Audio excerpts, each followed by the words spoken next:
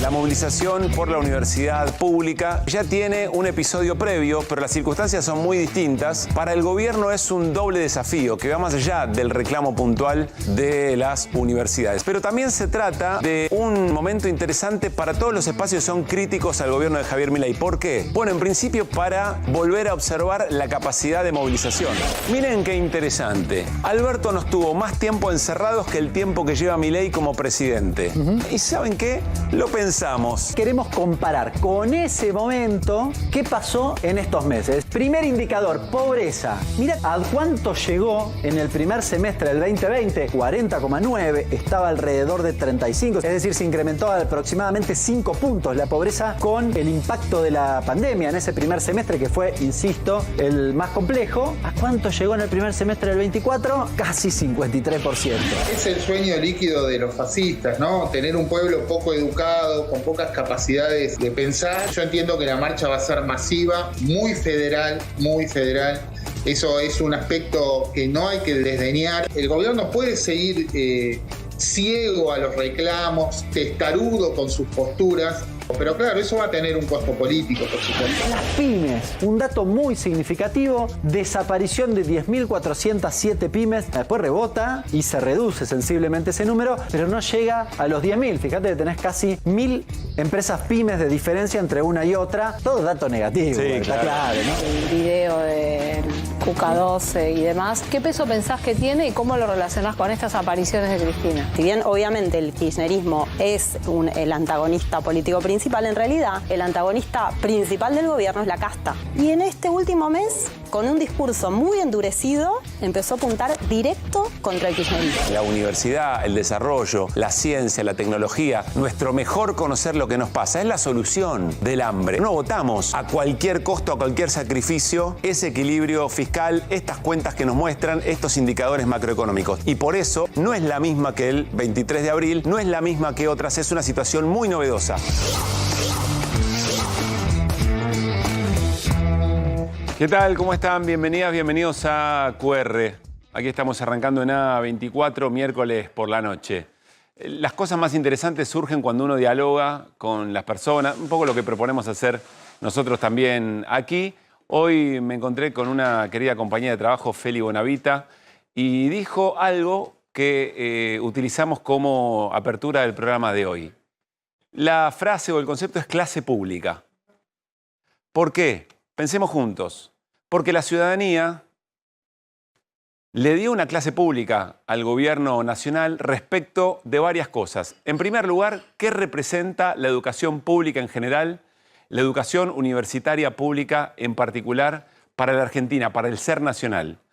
Bueno, hay una frase ya conocida, representa el anhelo del ascenso social, pero ¿qué es eso puntualmente? Bueno, entre otras cosas, el ascenso social o el ascenso social a través de la educación pública significa querer tener las mismas herramientas que tienen otras personas, es decir, igualar las posibilidades de poder mejorar nuestras vidas, tener las herramientas a mano para poder mejorar nuestras vidas a partir del conocimiento, a partir de la educación, etc. Es decir, generar que más o menos estemos en la misma línea de partida para después ir a la aventura de la vida. Y si uno lo piensa, es quizá el mejor espacio, o uno de los espacios más interesantes, la educación pública, donde el sentido del Estado y el encuentro con el esfuerzo personal maridan bien. Porque es el Estado garantizando que todos salgamos más o menos de los mismos lugares, que tengamos las mismas posibilidades, y después, por supuesto, el esfuerzo que le pone cada uno, cada una que accede a la educación pública y a la educación universitaria, sobre todo para poder conseguir las aspiraciones. Y vaya que se trata de esfuerzo personal, ¿eh? Hay que laburar de la manera y esforzarse de la manera en que lo hacen, por ejemplo, las madres en la crianza de sus hijos, después yendo a trabajar y en el rato que queda ir a estudiar para poder tener más herramientas. Vaya que sí es esfuerzo personal, pero también está garantizado por un sentido del Estado, una presencia del Estado que garantiza esas posibilidades, porque no nacemos todos y todas con las mismas posibilidades. Y esto hoy, la ciudadanía la Marcha Federal por la Educación Pública le dio una clase magistral, podríamos decir, al presidente de la Nación. En resumidas cuentas, y esto lo vamos a volver a tomar en otro momento del programa, meterse con la educación pública es limitar el alcance del sueño de nuestros pibes. Pero también la clase pública que la ciudadanía hoy le dio de manera federal al gobierno tiene que ver con haber ido directamente hacia el Congreso Nacional. La marcha es al Congreso. ¿Por qué? Bueno, porque la ciudadanía sabe que el presidente y que el gobierno de La Libertad Avanza tiene un concepto que no va a cambiar, que no negocia, que no vuelve hacia atrás.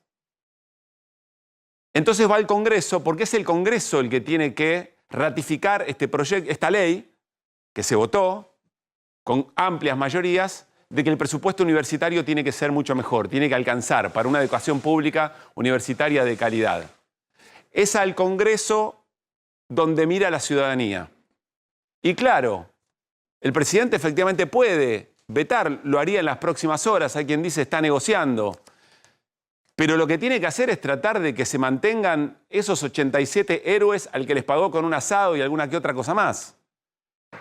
Y como decíamos anoche, el contexto es distinto y el precio del cubierto del próximo asado es mucho más caro. Es más, para algunos diputados y diputadas habría que ver si tiene precio. Me contaban hoy en movilizaciones, por ejemplo en Mendoza, gobierno radical, marcha muy importante de la Franja Morada. Y en las movilizaciones aparecían las caras de los diputados y diputadas mendocinos que no acompañaron o eventualmente dieron vuelta a su voto respecto de lo que pasó con jubilados y jubiladas. Quiere decir que aquello de votar en el Congreso Nacional, pero tener que volver al pago a explicar, corre. Corre quizá no siempre, pero en estos casos seguro. Y ahí también hay un mensaje muy pero muy claro de la ciudadanía. Y otra situación que me parece importante respecto de algo que vamos a ver ahora, y es el último posteo del gobierno y de Javier Milei, es que la ciudadanía en su clase pública de hoy le cuenta al gobierno que se dio cuenta que no es un problema económico, que no es una decisión económica, que no es una decisión de una tabla de Excel a ver qué me sobra y cuánto puedo usar. Es una decisión política. Recortar o ratificar o vetar una ampliación de presupuesto para la universidad pública es una decisión política, no es una decisión económica. De alguna manera el gobierno de Javier Milei lo confiesa hoy con este mensaje. Miren lo que acaba de publicar el presidente de la Nación, Javier Milei. La universidad pública no está en peligro. Lo que peligra es el botín que se reparten. ¿Qué está diciendo el presidente aquí?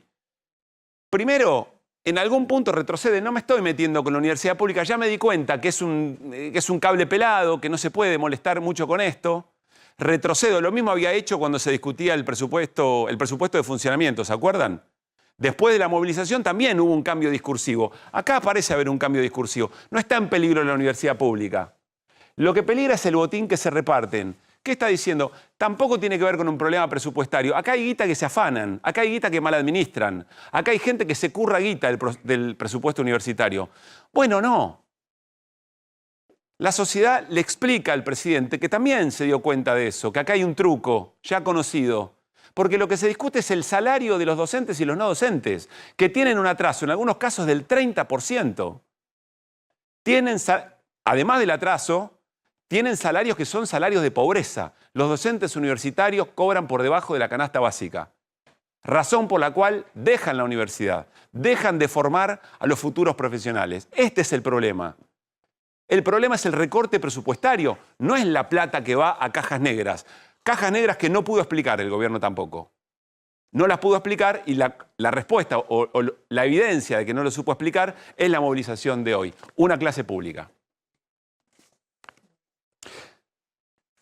Se ha puesto, de alguna manera se instaló que los mensajes muy ocurrentes ya son parte del ir a una movilización, ¿no? Siempre fueron las banderas, cuánta gente hay, pero ahora aparecieron los carteles. Los carteles que dicen cosas. El ingenio de la ciudadanía resumiendo en muy breves palabras, en breves frases, el sentido de lo que está pasando. Vamos a repasar algunos que nos parecieron interesantes. Bueno, esto es en Córdoba. De hecho, como podrán ver, está escrito en cordobés. Me excede explicarlo. ya se había instalado, fijos, ¿no? En un poste de luz, está fijo el cartel, no es solamente alguien que lo porta. Otro que nos pareció interesante, ¿en serio toma las decisiones alguien que retuitea fake news? Clase pública, de ingenio, de ocurrencia, de resumen de qué es lo que se está discutiendo. Gracias a la educación pública soy veterinaria de perros reales. El ingenio popular, el mensaje llega, es claro. Miren esto qué interesante. Las fuerzas del aula superan a las fuerzas del cielo. La ciudadanía escucha, incorpora lo que dice el gobierno, incorpora lo que dice el presidente, su lenguaje y la construcción simbólica que hace, pero le contesta. Y le dice, las fuerzas del aula superan a las fuerzas del cielo. ¿Qué más? Este es extraordinario y es mi favorito. Mi cartel es una mierda porque lo hice con el presupuesto de Javier Milei para la educación.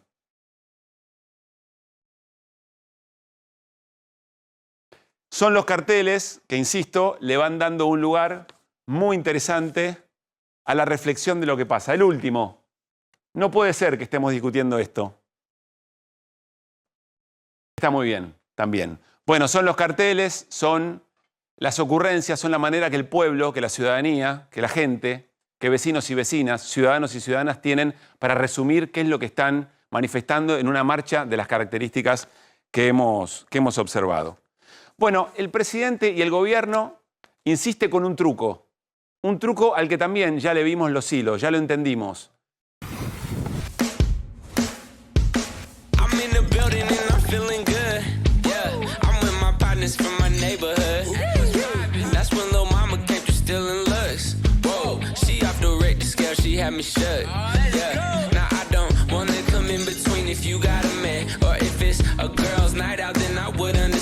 But if you single tonight and can't find your friends, then I hope you don't mind me asking. Do you wanna dance to the music? Volvamos a lo esencial, a la leche fresca, la del sachet de La Serenísima, que llega del campo a tu casa en menos tiempo y conserva su frescura sin aditivos ni conservantes. La leche fresca es esencial. La leche fresca es La Serenísima. Presentó que estuvo participando de alguna manera, no. Estuvo Horacio Rodríguez Larreta, estuvo Sergio Massa, estuvo Facundo Manes. Estoy nombrando solamente algunos y algunas de todos los espacios de la política. Lo que quiere señalar el presidente a través de este reposteo es que en realidad acá no hay un fin vinculado a la universidad pública o a lo público. Acá en realidad hay una marcha que tiene fines político-partidarios. Bueno, a ver, si la política es tener una expresión en calle o convocar a una movilización o ser parte de una movilización para que se decida de qué manera se utilizan los recursos del Estado, ¿algo más político que eso hay? ¿Qué cosa más política que decidir cómo se recaudan los fondos del Estado y cómo se reparten, en qué se invierten? Eso es política. Y lo que hay aquí es una expresión de eso. ¿Cómo no va a ser política una movilización, cualquiera fuera? Alguien decía, bueno, está lleno de sindicatos. ¿Y los sindicalistas qué son? Representantes de trabajadores. ¿Y los trabajadores qué anhelo tienen? Ascenso social. ¿A través de qué? De la educación pública. ¿Cómo no van a estar los gremios, los trabajadores y trabajadoras en esta movilización? Este truco ya se conoce, este truco ya lo vimos. Pero, por si fuera poco, vamos a explicarle algo al presidente de la Nación. Presidente, usted todavía en su cuenta de X, ex Twitter, pone economista. Ese truco también ya lo vimos. Usted es político. Usted es un dirigente político. Usted se avergüenza de eso probablemente. Por lo menos a nosotros aquí en QR no nos avergüenza para nada ser político, porque tiene que ver con valores, tiene que ver con decisiones muy importantes para el futuro de un país. No tenemos que estar todos y todas de acuerdo en esas decisiones o en esas miradas, pero cada una representa una manera de entender el país, una manera de ver el mundo, y eso es política. Y usted es político. ¿Sabe dónde se nota que es político? ¿Sabe dónde usted confiesa que es político, aunque a usted no le guste? Por ejemplo, en la construcción de un ellos y un nosotros, ABC de la política. Usted muestra todos los hilos de que usted es un político. Por ejemplo, en el modo que usted elige interpelar a la sociedad, para que lo voten, para que lo sigan en las redes sociales. Por ejemplo, digamos, la violencia discursiva. el apelar a la emocionalidad violenta, el utilizar el odio sembrado durante mucho tiempo respecto de la política. Esa decisión de cómo comunicarse con quien usted quiere que lo voten, esa decisión es profundamente política. ¿Y sabe qué otra cosa a usted lo desnuda como político? ¿Lo confiesa como político? Lo que le decíamos antes. Si usted cree que para que las cuentas den, le tiene que sacar a los pibes en los comedores, le tiene que sacar a los viejos en las jubilaciones y le tiene que sacar a los jóvenes en la educación universitaria, esa decisión es profundamente política y usted es un político. Que no lo quiera reconocer, allá usted. Que a un sector de la sociedad ese truco todavía funcione, bueno, puede ser. La clase pública que hoy le dio la ciudadanía, en las plazas de todo el país le demuestran que ese truco no funciona. Y dicen, sí, claro que esta marcha es política, por supuesto que lo es, porque reivindica la política. Antes de ir al último punto, un tip para las oposiciones. Muchos puntos en común, muchos dirigentes distintos que estaban en la movilización. Quizá aquí hay uno de esos acuerdos en los que puedan construir algún tipo de puente pensando en lo que vendrá, si es que lo que está ahora no les gusta. Último punto, vamos a escuchar a la ministra de Seguridad, Patricia Bullrich, probablemente de lo más grave que hemos escuchado en las últimas horas ayer en un canal de televisión, diciendo cuáles son las intenciones de todas las personas que hoy se movilizaron en la Argentina. Lo compartimos. ¿Qué van a venir? ¿A preparar el golpe que están preparando para noviembre y diciembre? Un golpecito, porque no van a poder. Digamos, esto es todo piripipí. Bueno, el golpe que estaban preparando la otra vez, no, un golpecito. Un golpecito. Piripipí.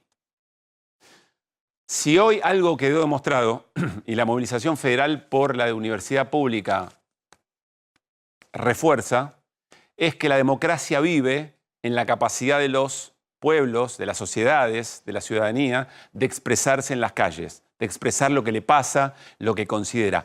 Eso es esencialmente parte de la democracia. El único riesgo hoy en la Argentina de que se rompa el pacto democrático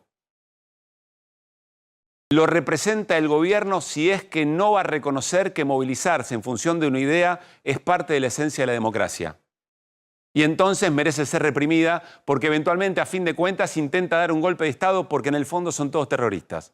El único riesgo de romper el pacto democrático en la Argentina hoy es efectivamente ese, y por lo que dice el propio gobierno y por lo que ha hecho, lo tiene el gobierno entre sus manos. Nos vamos a ir de lleno a un QR que se las trae hasta las 11 de la noche con este último momento. Dale.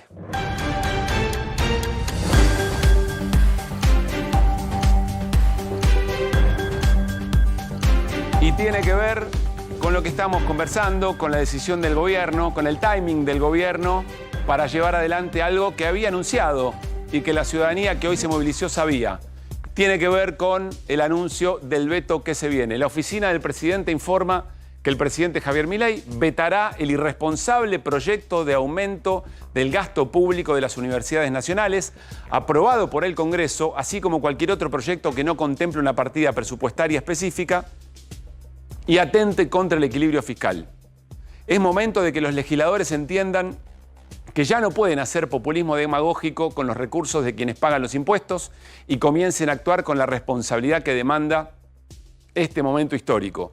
El lugar adecuado para discutir el financiamiento de las universidades es el debate del presupuesto nacional 2025. Bien, y allí está. Miren esto, es interesante. El gobierno reafirma su compromiso con la Universidad Nacional. Acá está lo que les decía, de que el gobierno trata de correr y despejar un poco lo que hoy defendió la ciudadanía. Mirá lo que dice en el párrafo siguiente. A ver. Porque pone nombre y apellido. En relación con la manifestación política del día de la fecha, el Poder Ejecutivo celebra el sinceramiento de los dirigentes Cristina Kirchner, Sergio Massa, Martín Lustó, Horacio Rodríguez Larreta, Elisa Carrió, quienes han decidido unirse públicamente con el objeto de obstruir el plan económico del presidente. Bueno, Esta convergencia es un nuevo frente de izquierda populista, dice. Una ratificación de lo que recién veníamos comentando. Buenas noches, Martín Granoski. Buenas noches, Elena Hauser. Hola, Hernán. ¿Qué tal? Analicemos este comunicado de del gobierno, si les parece. ¿Qué están leyendo aquí? ¿Qué les parece importante agregar sobre esto? Muy interesante lo que plantea Hernán, digamos, ¿no? Identifica con nombre y apellido y trata de posicionarlos respecto a la ciudadanía como que en realidad están queriendo obstruir el proyecto económico del presidente. Sí, también como restarle espontaneidad a la marcha, ¿no? Y decir fue convocada por... que además es algo que se intentó hacer con Cristina, que además Cristina... Pero esperá, la marcha no fue espontánea, la marcha fue organizada y eso la convierte en una decisión política de quienes se expresan ahí. No, está bien, pero ¿me entendés a qué me refiero? A que, en el lenguaje del gobierno, en la cabeza libertaria. Claro, en la cabeza libertaria, sí, por supuesto que es un hecho. Además, vaya si es un hecho político de una enorme trascendencia y creo que todo el mundo que estuvo ahí lo sabe. Pero me refiero a identificar a dirigentes de la política como estos son los que convocan, ¿no? O estos son los que se posicionan y además son unos zurdos, en otros términos lo pone, pero siempre utilizando peyorativamente esa terminología que no hace otra cosa que tratar despectivamente a quienes piensan distinto que él. Martín. Muestra de debilidad es otra muestra de debilidad, no es la primera. ¿Muestra de debilidad? Sí, no es la primera. Digo, el veto a jubilados se muestra de debilidad porque tener que partidizar y deformar lo que fue la marcha, ayer hablamos de falacias, falacia nueva. La falacia nueva es esta no fue una marcha. Si hubiera sido una marcha organizada por la dirigencia política que menciona ahí, estaríamos frente a un fenómeno político nuevo, inédito, y el gobierno estaría en serio peligro. Yo no hablo de continuidad democrática. Digo, el gobierno estaría en serio peligro de hacer aprobar leyes en el Congreso, de poder insistir con un veto, de gobernabilidad en términos incluso institucionales. Digo, eso no es así, obviamente. Acá no hay una minoría intensa, digo. ¿Cuánto es? 1 millón, 1,5 millones, 2 millones de personas en Argentina, digo. No tiene casi sentido hacer números porque son números impresionantes, digo, en provincias donde además Milei ganó la presidencia por robo, como Córdoba. Digo, La Pampa, La Pampa, exacto. Y después hay una triquiñuela en ese comunicado. ¿Cuál es? Que habla del presupuesto 2025. Y la ley sancionada por las dos cámaras en realidad pide reponer, por un lado, la inflación del 2023 al presupuesto universitario, que este gobierno no hizo, ese es un elemento, y el otro elemento es recomponer salarios docentes, y la ley es de emergencia hasta fines del 2024. Si el gobierno quiere, ya lo había dicho Adorni ayer, a mí me pareció escuchar ayer y me quedé obsesionado con esa idea, y evidentemente había escuchado mejor de lo que yo mismo pensaba. Ahora lo vamos a... ¿Es una triquiñuela? Ahora, ¿triquiñuela para qué? Eso es lo que no sé. Bueno, ahora lo vamos a pensar. Para trabar, para ensuciar, vamos para a pensarlo no poner, juntos, para desviar. No en QR lo que plantea... Acá el que sabe presupuesto es el... Lo que plantea Martín lo vamos a Lester, pensar juntos a lo largo de QR y con nuestros invitados, que son muy importantes, docentes universitarios y las máximas autoridades del Consejo Interuniversitario Nacional, grandes protagonistas, organizaron esta movilización. No fue espontánea, es profundamente política, se lo vamos a preguntar a ellos, las voces del día, y estamos, dale. Desde lo colectivo, como todos. Yo desde mi trabajo digo, hago y cada uno desde sus lugares hace lo mismo, entiendo, así que está bueno. El gas que tira el policía lo hace mirando totalmente para otro lado. La nena estaba en el piso y se levanta para tomar agua. En ese momento el policía hace un movimiento, mirando para otro lado, hace un movimiento y tira gas.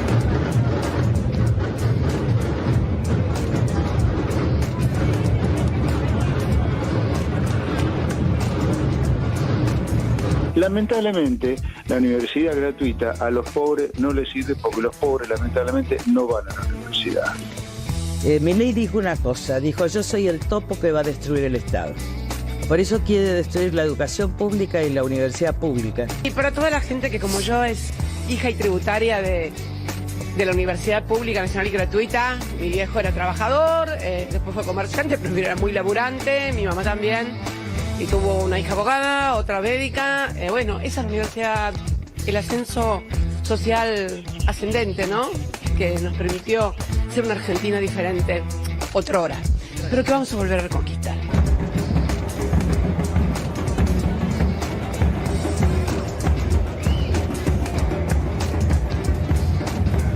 Debe estar tomando a un tinto la ministra Burri, diciendo que este es un intento de golpe de Estado, militarizando cada vez que hay una movilización. Así que le pedimos a la señora Burri que que no tome y que trate que la movilización sea en paz. Los invitamos a pasar por aquí, denunciamos la crisis de la línea 20, exigimos la declaración de la emergencia frente a lo que es una bomba de tiempo. Estamos a punto, pero es muy difícil anunciar lo que va a venir, pero estamos con el riesgo de entrar a punto de una guerra regional, de alguna manera. Las voces del día, mayormente referidas, por supuesto, a la marcha universitaria. Les damos la bienvenida a Víctor Morínigo, que es el presidente del Consejo Interuniversitario Nacional. ¿Cómo estás, Víctor? Muy buenas noches. Muy buenas noches. Representando a la Universidad Nacional de San Luis. Representando a la Universidad Nacional de San Luis y en este momento soy el presidente del Consejo de Rectores de la Argentina. También. Lindo momento también para hacerlo. Por supuesto. Así que gracias por la invitación. Y está Emiliano Cagnacci, secretario general de ADUBA, que es uno de los gremios que nuclea a los docentes universitarios. Emiliano, bienvenido. Buenas noches, Pablo. Buenas noches a todos y todas. Gracias por el momento para poder hablar de la problemática de nuestro sistema universitario. Iba a decir, gracias por elegir QR también para venir a charlar en un día tan particular. A ver, quiero que analicemos juntos, porque el comunicado del gobierno en el que ratifica el veto está dirigido a ustedes. Docentes, no docentes, comunidad universitaria en general y por supuesto a los rectores que vienen organizando estas movilizaciones. Pero primero, Víctor, impresiones que te quedaron de esta segunda marcha federal por la educación universitaria. Una gran alegría después de 5 meses que la gente siga confiando y necesitando que la universidad pública esté de pie. Creo que es un gran mensaje para toda la sociedad, para los políticos, para el pueblo en general. Confío que en el análisis que se hacía recién, me parece que hoy la gran amalgama que puede unir a todas las personalidades políticas es la universidad pública. Creo que así se construye agenda pública, creo que así se construyen temas nacionales que perduran en el tiempo y la universidad pública es un tema de Estado, es un tema que la sociedad no está dispuesta a que nadie la cambie, a que nadie la toque. Por supuesto está en nosotros cambiarla y mejorarla, pero siempre financiada y siempre generando posibilidades para todas las personas. Hoy las personas que salieron allí a marchar entendieron y comprendieron desde hace tiempo que la universidad es ese lugar donde los nadie se convierten en alguien. Y me parece que eso es muy profundo para la sociedad argentina. Emiliano. Primero adhiero plenamente a las palabras que acaba de decir Víctor. Creo que la marcha de hoy lo primero nos deja la enseñanza de la unidad, ¿no? La unidad, la comunidad universitaria ha sido no atacada solo en su presupuesto, digo que es lo que más se nota, sino también cada uno de los sectores que integramos la comunidad universitaria hemos sido atacados desde el inicio de este conflicto, ¿no? Al principio de esta gestión, si se acuerdan, era la corrupción, que claramente atacaban las autoridades, a los y las docentes nos tocaba el tema del adoctrinamiento, que adoctrinábamos en las aulas, y a los y las estudiantes los atacaron y los siguen atacando con las becas Progresar, en los reajustes y recortes y con el tema de la militancia partidaria dentro de las universidades. Esto nos permitió igual mantenernos unidos, supimos entender que lo que planteaba Víctor, ¿no? Que esto nos supera a cada uno y la sociedad también, digo, me parece a lo largo de la historia, en esta memoria colectiva, esta universidad sí tiene algo tangible, sí tiene algo que nos permite a todos aquellos que pasamos, que es esa posibilidad real de ascenso social. Digo, entonces me parece que la sociedad, que ahí estamos viendo las imágenes, la educación universitaria no es un valor que estamos dispuestos como sociedad a relegar ni a que nadie nos lo saque. Digo, acá tomo la palabra que siempre la presidenta de la FUA, Piera, dice... Piera Fernández de Picol, que no vamos a permitir que nos roben el futuro, ¿no? Sí. Porque el futuro, al fin y al cabo, lo construimos en el conjunto de la sociedad argentina y no porque una mayoría circunstancial que gobierna, digo, de golpe quiere modificar el sistema universitario, pero sin contarnos realmente cuál es la propuesta hacia el sistema universitario, que creo que ahí está la trampa del gobierno. Digo, ataca de manera sectorial, ahoga el presupuesto, pero lo que falta acá, estaban hablando del comunicado recién. Ahora vamos a eso, sí. Lo que falta acá en realidad, ¿cuál es la propuesta del sistema universitario que nos vienen a contar? Yo te diría que no lo preguntes mejor. Yo te recomendaría que no lo preguntes, a vos también, a los rectores también, que no pregunten eso. Voy a tomar... La respuesta no te va a gustar. Voy a tomar Imagino que no te va a gustar ni nos va a gustar a nosotros. A ver, me gustaría que, ya que están aquí representantes de docentes universitarios y de rectores de las universidades nacionales, intentemos un diálogo con lo que el gobierno plantea a través del comunicado. Un diálogo que no fue fructífero, evidentemente, pero a ver si podemos encontrar los argumentos. Dame de vuelta, si podemos, Woody, el comunicado. del gobierno de hace unos minutos, nada más. No lo voy a leer otra vez, solamente quiero conceptualmente agarrar algunos momentos. A ver, bueno, vetará el irresponsable proyecto de aumento del gasto público aprobado por el Congreso, cualquier otro proyecto que no contemple una partida presupuestaria específica y atente contra el equilibrio fiscal. Es momento que los legisladores entiendan que ya no pueden hacer populismo demagógico. Con los recursos es quien paga los impuestos y actúen con responsabilidad. Y que el lugar del debate es el presupuesto nacional 2025. A ver, ¿es cierto que no se ha ofrecido una alternativa de dónde pueden salir los recursos para, ¿cuánto es, Hernán, el 0,14? 0,14 del PBI, ¿no? Exacto. ¿Es cierto o no es cierto, Víctor? Es el 0,14 del PBI. Hay que contarle a la gente que los grandes números siempre se referencian al PBI para más o menos tener idea la riqueza que produce el país. Si no estamos dispuestos a destinar el 0,14 lo que se produce es un problema. Pero para que la gente entienda, porque parece que para ciertas cosas el gobierno cuenta las hormigas, pero para otras les pasan los elefantes. A ver, ¿cómo para es? la educación contamos las moneditas, para los jubilados contamos las moneditas, pero tenemos un RIGI que le perdonamos 30 años, tenemos un blanqueo que es un éxito, pero a nadie se le ocurrió ponerle el 1%. Esos son los elefantes. Y los elefantes pasan y a nadie se le ocurre de dónde sacar. Pero es muy gráfica la idea de las hormigas y los elefantes. Suponiendo que esto ya fue, porque ya pasó en la ley base y ya se discutió, lo que hay que ir a buscar ahora es el 0,14 para pagar y parar esta marcha que está aquí. Lo que creo que la gente tiene que entender es que cuando el gobierno habla de un superávit, que es su bandera, ahí está la respuesta. El 0,14 del PBI se paga con el superávit de estos 10 meses, que el gobierno lo tiene. Lo que hay que también contarle a la gente es que cuando la inflación sube, que hemos tenido casi una inflación de 100 puntos, la recaudación también sube en cuestiones nominales. O sea, el dinero está ahí, lo que hay que tratar es de priorizarlo, sacarle un problema más a la sociedad. Nosotros volvemos a nuestras aulas, a los laboratorios y no hay ningún tipo de inconveniente y encima puede llamar a toda la universidad del país para que colaboremos con la pobreza, con la alimentación, con la producción, con la tecnología, con la ciencia y técnica. Tenemos una silla más en los problemas de la Argentina, pero del lado de la solución. ¿El gobierno no está proponiendo una discusión tramposa con esto? Digo, ¿Cuál sería la trampa? Voy a ser más salvaje todavía. ¿Por qué tenemos que discutir el 0,14 y no el 1?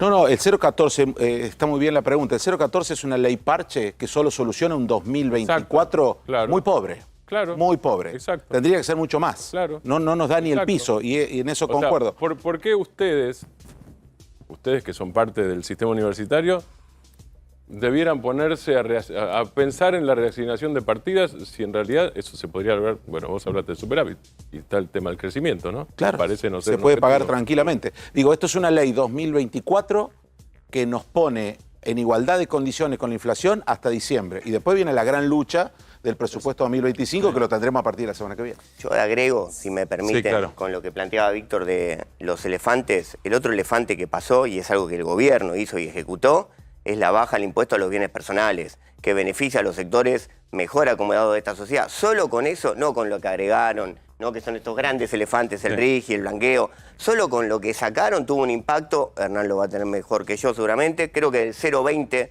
en el PBI, y estamos discutiendo el 0,14. Digo que ese 0,14 lo que viene a ser, a mí me gusta decir que no resuelve, viene a componer una situación que tiene que ver con la inflación de este año. Entonces, esto mismo que hizo el gobierno, que beneficia por un lado, a otros parece que nos cuenta y cuesta invertir en educación. Hernán, sé que tenés preguntas, pero a ver si lo podemos hilar con esto, porque trabajaste el tema de los salarios, que es el reclamo fundamental de la de hoy. Dale, después eso. Los salarios y el presupuesto. Dale. Que la verdad, cuando armamos esto más temprano, decías, pero pará, si el presupuesto, sobre todo de funcionamiento y demás, en principio ya estaba encaminado.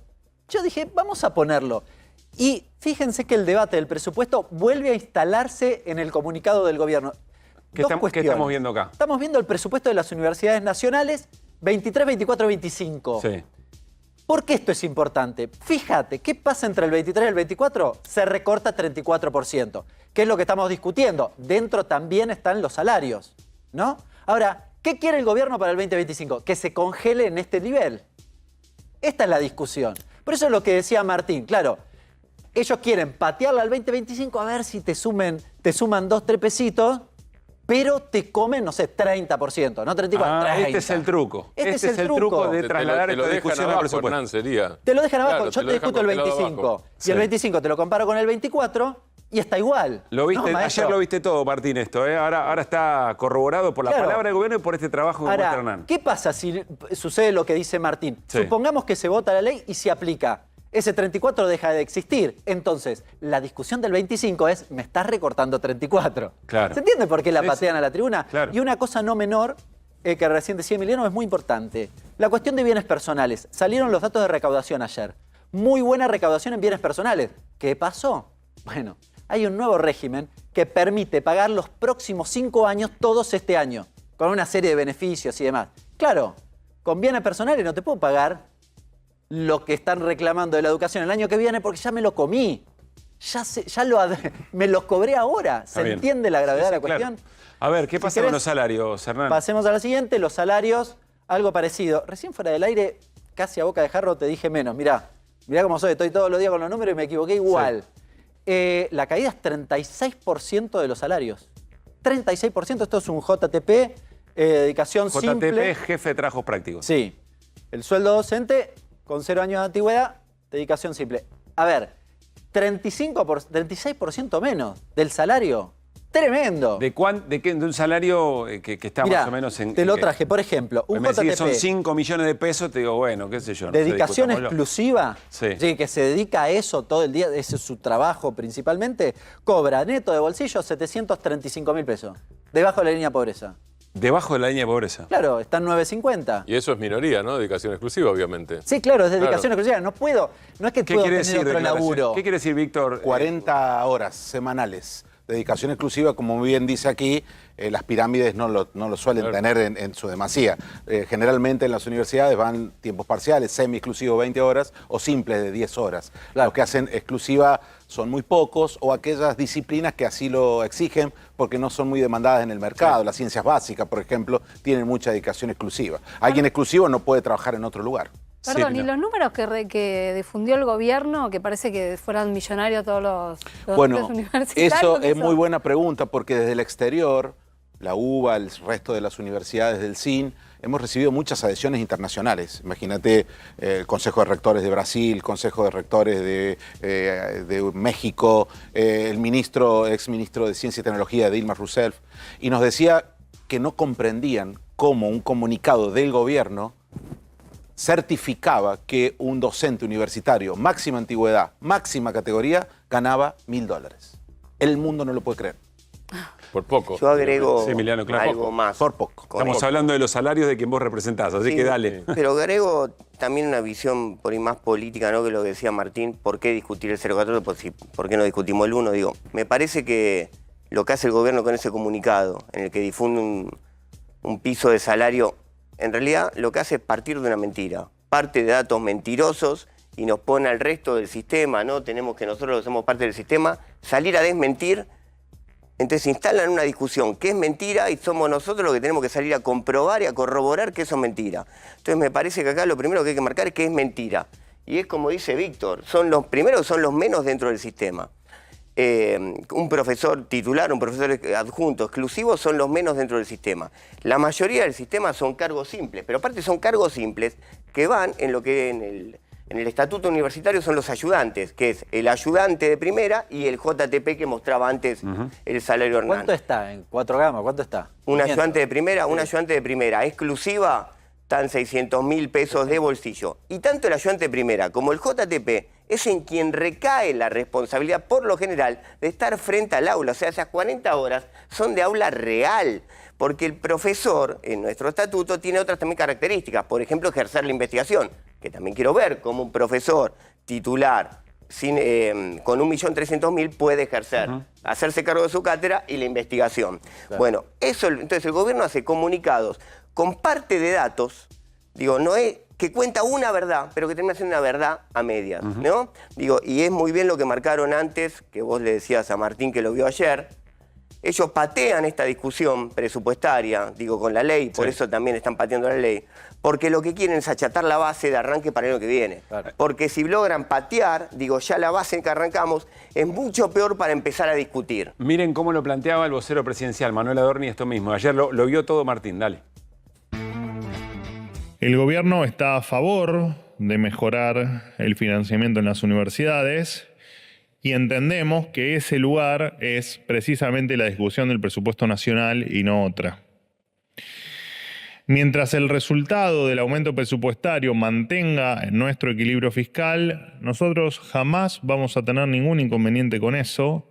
Por eso es que todos los legisladores deben fundamentar de dónde sacan el presupuesto, el dinero para ejecutar los aumentos que proponen, que son válidos o que pueden ser válidos y genuinos, pero, señores, necesitamos conocer cuál es la partida que piensan recortar para pagar estos incrementos. Bien, allí está ratificado todo esto que nos explicaba recién Hernán, Martín, Emiliano y Víctor Morínigo, desde las autoridades universitarias también. ¿Y ahora qué? El gobierno evidentemente en las próximas horas va a publicar el veto. ¿Y ahora qué, Víctor? Bueno, ahora nos preparamos para tener dos escenarios. Uno, seguir la institucionalidad que nos indica nuestra Constitución e ir a pedirle a diputados que blinde esta ley, que rechace el veto y ratifique la ley que ya tiene sanción en diputados y senadores. Entiendo que las últimas noticias son buenas para que se ratifique la ley y no se ratifique el veto. La información que vos tenés es que el gobierno no tiene a los 87 nuevos héroes. No hay héroes, en esta vez no hay héroes. Y creo que ahí el mensaje federal de la marcha es muy importante, porque los supuestos héroes que tendrían que votar en contra de la universidad tomaron nota de los cientos de miles de personas que marcharon en cada capital de provincia, en cada ciudad que tiene una universidad, y me parece que no es tan fácil volver y explicarle a tu gente, porque los hijos de esas personas no van a poder ir a una universidad en un futuro. Emiliano. Sí, hay una cuestión que no quiero dejar de marcar con respecto a los salarios que hablábamos antes, y ahora vamos a cómo sigue esto y cómo creo. Digo, siempre hablamos de los docentes, ¿no? Y hacemos mucho hincapié en la cuestión docente. Digo, pero en nuestro sistema universitario están los no docentes, que son los que terminan haciendo que la universidad funcione, que esté en pie. Por ejemplo, en la UBA, que es la universidad que me toca, los 6 hospitales universitarios, ese escalafón no docente, o sea, el médico, el técnico en hemoterapia, el veterinario, ese escalafón no docente asistencial. Hoy esa categoría, son 7 categorías, las 3 últimas están por debajo de la línea de pobreza. Por lo tanto, la gran mayoría del sistema universitario en cuanto a trabajadores y trabajadoras está por debajo de la línea de pobreza, entre docentes y no docentes. Y con respecto a qué va a pasar, yo creo que lo que hoy se mostró en esta marcha es que le dijimos a los diputados y a las diputadas que la marcha fue al Congreso. Exactamente. Fue a Casa Rosada. Y eso no, porque nosotros creemos, y eso se discutió mucho, que hoy el mensaje que había que dar era un mensaje hacia los diputados y diputadas que van a tener al fin y al cabo la responsabilidad ante el veto presidencial de volver a votar lo que ya votaron, que es la ley de financiamiento universitario, y que no tengan miedo de volverlo a hacer para que no aparezcan héroes. Mostramos que hay una sociedad que está dispuesta a defender esta ley porque creemos que esa educación universitaria, volviendo al principio, es un valor que no estamos dispuestos a relegar porque nadie nos va a sacar el futuro. Emiliano, Víctor, gracias por haber venido. No, gracias a ustedes por la invitación. Lo que sigue, entiendo que lo presenta Hernán Lecher. Sí, claro, porque la verdad que en una movilización masiva como la del día de hoy, veíamos los carteles, las menciones, las reivindicaciones y demás, había que contarlo en primera persona, así que desde el programa decidimos mandar a un cronista de lujo, nuestro mejor cronista. ¿Quieren ver? Dale, a ver. Estamos acá ya en la marcha universitaria, mucha gente, muchas columnas viniendo por Entre Ríos, mucha gente viniendo desde el sur por Avenida de Mayo y evidentemente otra jornada en la que se pone a prueba el ajuste de Javier Milei. Yo soy docente de escuela pública, de escuela especial para chicos con necesidades especiales y venimos a apoyar la escuela pública desde siempre. Somos producto de la escuela pública. El principio de la marcha dice por la universidad pública, por la educación pública, pero creo que es el sentido también de la libertad, la verdadera libertad como se entiende desde la fundación de nuestro país. ¿Y qué creen que va a hacer el Congreso si el gobierno veta la ley?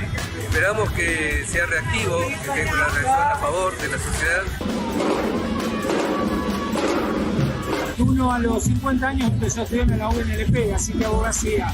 Así que creo que hay que dar testimonio por las generaciones que pasaron, por las presentes y por las que vienen. Soy uruguayo, vivo acá hace 50 años. Estoy acá porque creo en la universidad pública, en la educación pública, y creo que la herencia que tuvimos en todos estos países no la pueden destruir por un supuesto cambio cultural que está tapando otras cosas. Yo soy de Villa Ballester, de Gran Buenos Aires. Estoy acá, obviamente, para apoyar a la universidad y a la educación pública. Es una perversidad que estén recortando en educación. Me emociona porque la verdad es que todo esto me angustia muchísimo.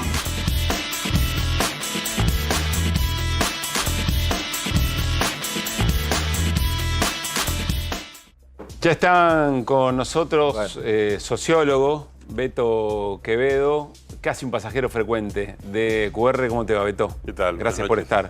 Y Gisela Marciota, diputada nacional de Unión por la Patria, que recién me decía, caminar la movilización y una movilización como esta, que tenés que encontrar recovecos para ir metiéndote, agota. ¿Estuviste allí también? Sí, estuve ahí. Hola, ¿qué tal? Muy buenas noches. ¿Mensaje político de la ciudadanía al gobierno, Gisela? Sí, en este sentido, bueno, es... Al gobierno, perdón, al Congreso, ¿no? Porque la movilización... Sí, a los dos, ¿no? Porque la decisión política de este recorte a la educación en general y en este caso en particular a la universitaria, ¿no? Porque esta es la marcha federal universitaria. El mensaje es por segunda vez muy contundente, por segunda vez porque es la segunda marcha federal universitaria que se hace con la misma causa, las mismas banderas, el mismo motivo. Ahora, ante un riesgo inminente que tiene que ver con este veto, que puede estar sucediendo en este momento, sí, digo, puede estar pasando, digo, le quedan pocas horas a Milei para llevarlo adelante y cumplir con su palabra. Digo, nada indica que esto haga nada que retroceda. No, al contrario, ahora vamos a compartir un tramo del comunicado, vayan preparándolo, que quiero analizarlo con... Así que, digo, si bien esto intentaba hacer reflexionar al presidente de la Nación, todo indica que no se estaría logrando el objetivo, bueno, ahora esperemos que el Congreso de la Nación haga la lectura correspondiente para poder rechazar este veto y que siga vigente la ley y que pueda ponerse en práctica. Recién Víctor Morñigo dijo que él entendía por la información que tenía que no estaban los votos para sostener el veto. ¿Vos qué...? Mira, a ver, este es un Congreso que no es predecible. Si sos cabulera podés decirlo también. No, digo, no es predecible el Congreso, es un escenario de donde todo el tiempo se necesitan consensos, búsqueda de alianzas. Qué eufemismo. Bueno, entonces la verdad que no podría, hoy el número no está, digo, esa es la realidad. No quiere decir, porque hubo algunos votos que se revirtieron de forma muy sugestiva, que a mí me encantaría que se investigara mucho más a fondo, digo, y se lo digo al periodismo también, que investigue muchísimo más a fondo qué hizo que se revirtieran votos de diputados que en su momento habían convocado a la sesión por el tema de las jubilaciones y que después no solo... o sea, porque podían dar quórum y abstenerse, ni siquiera esa abstención, digo, votaron a favor del veto, digo, votaron para sostener el veto de la ley que habían promovido dentro de la Cámara de Diputados. Digo, eso se tiene que investigar, digo, tenemos que saber qué fue lo que pasó, o por lo menos deberían dar explicaciones públicas acerca de qué los motivó a revertir de semejante manera. Entonces, teniendo ese antecedente, y yo la verdad que no me puedo quedar muy tranquila diciendo, bueno, hoy el número no está. Digo, la gente y los diputados y diputadas que votaron esta ley van a garantizar que esta ley esté vigente, porque sabemos que eso de alguna manera se pudo revertir con un tema tan sensible como los jubilados y las jubiladas, con lo cual, digo, ojalá que no, y ojalá que esto se pueda leer y que los diputados y las diputadas sean responsables a la hora de votar y que después sepamos cómo votó cada uno. Beto, eso es central. ¿Qué leíste de estas plazas? Bueno, yo también... Veto con B larga, vos. Veto con B larga. Sí, aclarémoslo. No soy el responsable de lo que va a ocurrir ahora, probablemente. No, yo estuve en la marcha y la verdad es que, en la plaza, no fue una marcha, muy emocionante por la diversidad, por la cantidad de identificaciones distintas de la procedencia de las personas. Había muchas familias, habían gente muy joven y también gente mayor. Creo que muestra lo que Víctor decía recién, ¿no? De esa solidez que hay en Argentina de la política, yo diría la cultura política argentina, que es la educación pública, ¿no?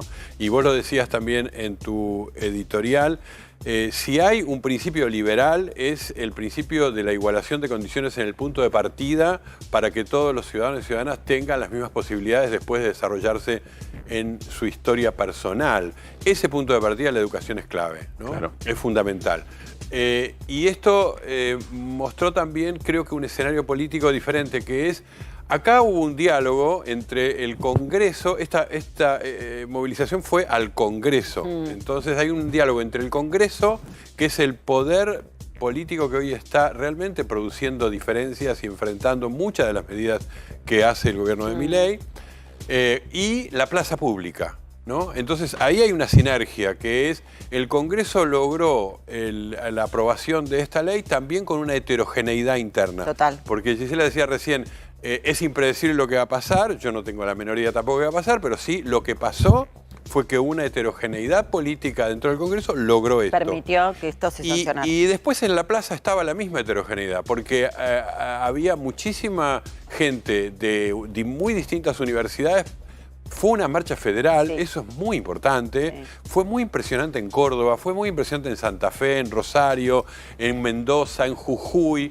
Entonces hay algo que es un diálogo entre un poder que no suele ser el más activo justamente, siempre se espera de la oposición, o la justicia en otros momentos ha tenido más involucramiento. Este fue un diálogo entre el Poder Legislativo y la plaza pública. Beto con B larga, ¿está en condiciones, pues ya decidió el gobierno que va hacia su adelante, digamos, ¿no? Sí. ¿Está en condiciones de salir más fuerte en una confrontación todavía más directa y más frontal respecto de quienes se movilizaron hoy? Voy a otra plaza chiquita de la querida ciudad de Buenos Aires, que es la del Parque Lezama, ¿no? Sí. Ahí el presidente, ante 5.000 personas o las que fueren, dio un discurso que da una pauta de lo que es el lanzamiento de La Libertad Avanza como partido nacional, de lo que es cierta conducción que está en manos de Karina Milei y del presidente Javier Milei, y otra cosa, que es el tono de lo que va a ser el futuro de este gobierno, que es levantar siempre la apuesta.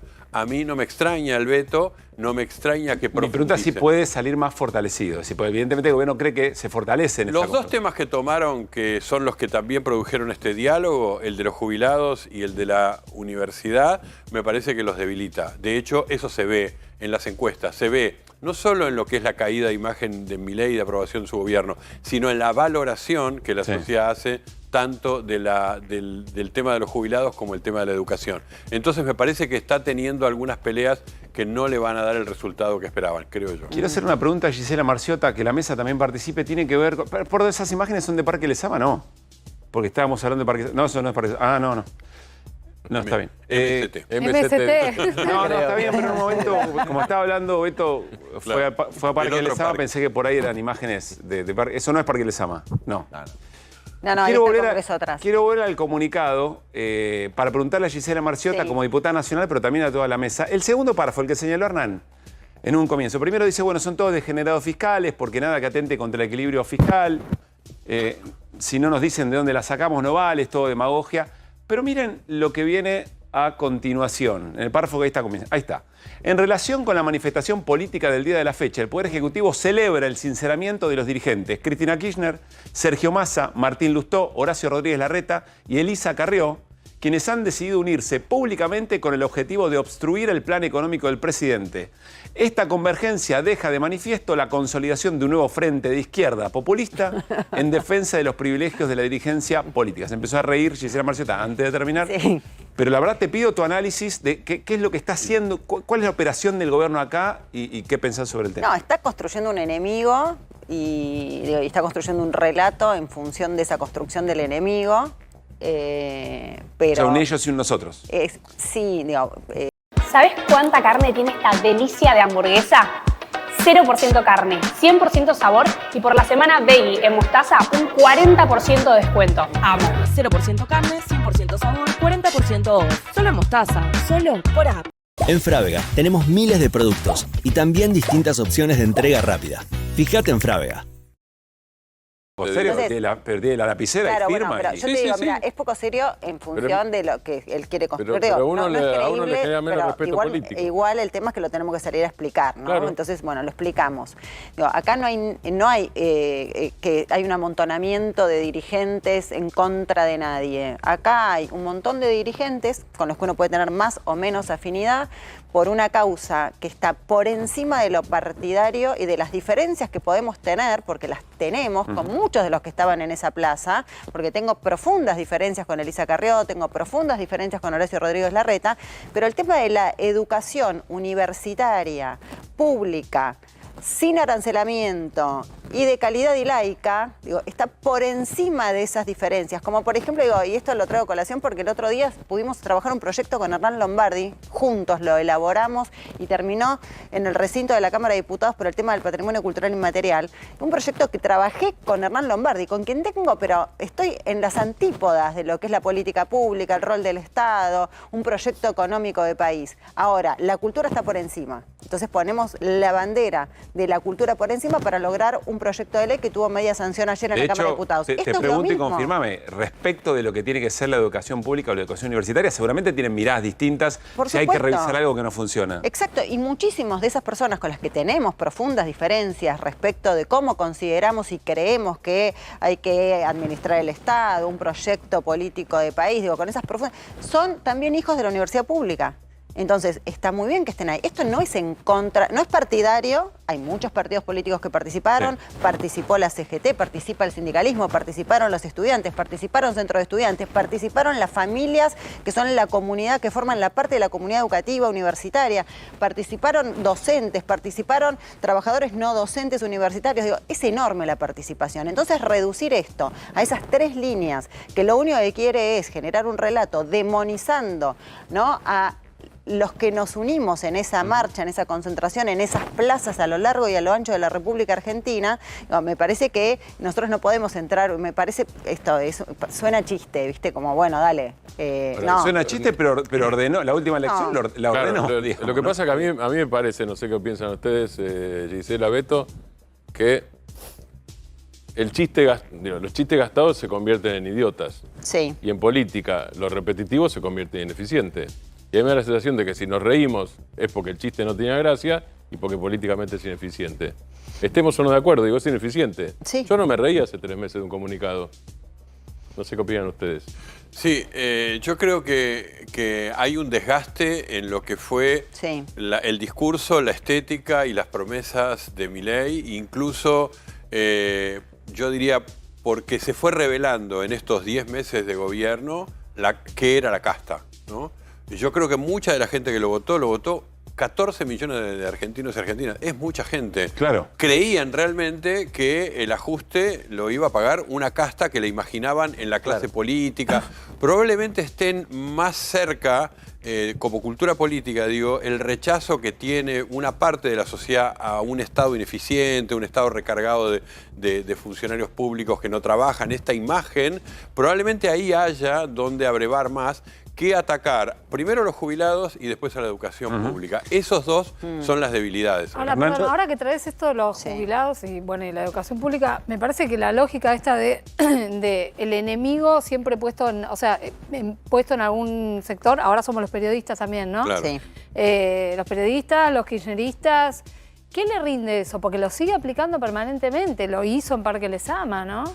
Para mí es la consolidación de un relato que todo gobierno necesita. Digo, a ver, yo entiendo... No hay gobierno sin relato. Los gobiernos tienen que construir un relato, ¿no? Entonces, bueno, las características del presidente Milei es la construcción de un relato que está basado en el odio y que va cambiando como de objetivos, ¿no? Primero es odio a los jubilados, después odio a los estudiantes universitarios, a los docentes y a toda la comunidad educativa, después odio a los periodistas, después agregó a los encuestadores. Entonces ahí se va construyendo, me parece, ese hilo del relato de las dos veredas, ¿no? Entonces están de algún lado todos los que Milei odia y después del otro lado están los que están con Milei. Supongo que no los debe odiar, no sé.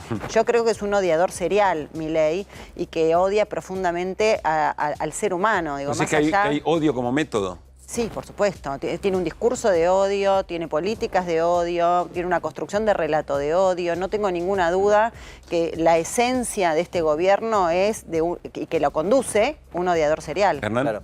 Aprovecho y les hago una pregunta a cada uno, elijan ustedes quién responde qué. La primera es una reflexión respecto de algo que, al menos yo vi en la plaza, que creo que se ve incluso en las imágenes.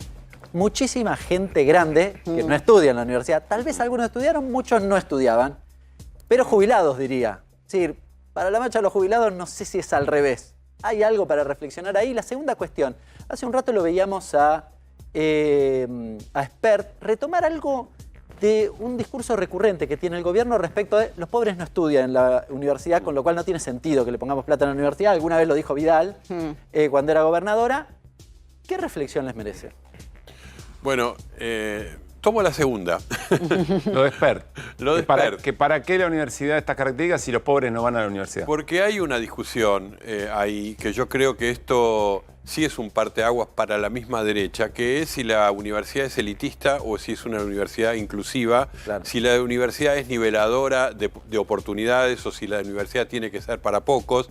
Y Argentina, como muy pocos países en la región, tiene una universidad, como dijo Gisela recién, que no solamente es pública, gratuita, laica, obligatoria, sino que tiene la vocación, y lo ha tenido en estos últimos 20 años, de cambiar su, diría, estructura territorial, que es ir a los lugares donde está la gente que quiere, necesita formación e ir a la universidad. Esta cosa de la creación de universidades en todo el país, porque no fue solamente en el Gran Buenos Aires, que es lo más evidente. Esta idea de que la universidad va a buscar a la gente para formarla es una idea de inclusión y están todas las estadísticas recontradichas de que quienes van a formarse en esas universidades son primera generación de estudiantes universitarios. En José Cepaz es el 87%. Exacto. Y en casi todas. Yo conozco varias, General Sarmiento, casi todas son así. ¿Eso qué quiere decir? Que la política pública, y tomo lo que dijiste en el editorial, ¿qué más político que esta política pública? Que la política pública en educación tiene que ser, además de todo lo que dijo Gisela, inclusiva, y para eso me parece que sí lo territorial pesa, y yo le diría a Spert, si solo miraran los números, vería que sí, los pobres estudian, se forman y avanzan, ¿no? Gisela. Bueno, voy a tomar la otra parte entonces de la pregunta. Se complementa. Invitado, invitada. Y no hablamos antes. No acordamos nada antes. No, respecto de quiénes estaban en la plaza y quiénes se sumaban, y vos decías, bueno, había gente grande, pues es que a mí hoy me impactó muchísimo y escuchaba en la radio que les hacían entrevistas a personas mayores que estaban en la plaza, y yo decía, está generando, y después yo veía a mi hijo que había ido a la plaza de 14 años, con un nivel de entusiasmo y de compromiso enorme, y escuchaba con mucho entusiasmo a mujeres, eran que les hacían entrevistas en la radio, mayores que estaban en la plaza con el mismo entusiasmo que el de 14, que yo veía que salía de mi casa con sus compañeros del colegio, y yo decía, guarda, porque Milei está generando, digo, algo que es extraordinario. No solo que esta señora, adultos mayores, personas mayores, hoy estén en la plaza por una causa que no es para ellos, claro, es para los que vienen, claro, ¿no? Como cuando nosotros vamos a la plaza por los jubilados, que no es para nosotros ahora, será para nosotros en un futuro, pero lo estamos haciendo por los jubilados. Salir del individualismo y pensar en el otro. Nos está llevando a tomar una conciencia colectiva que me parece que cuando las cosas están bien se pierde. Entonces digo, guarda, está pasando algo extraordinario que para Milei no sé si es tan bueno, porque la conciencia, exactamente, pero le puede salir mal, porque esto de hoy tiene que ver con esa conciencia.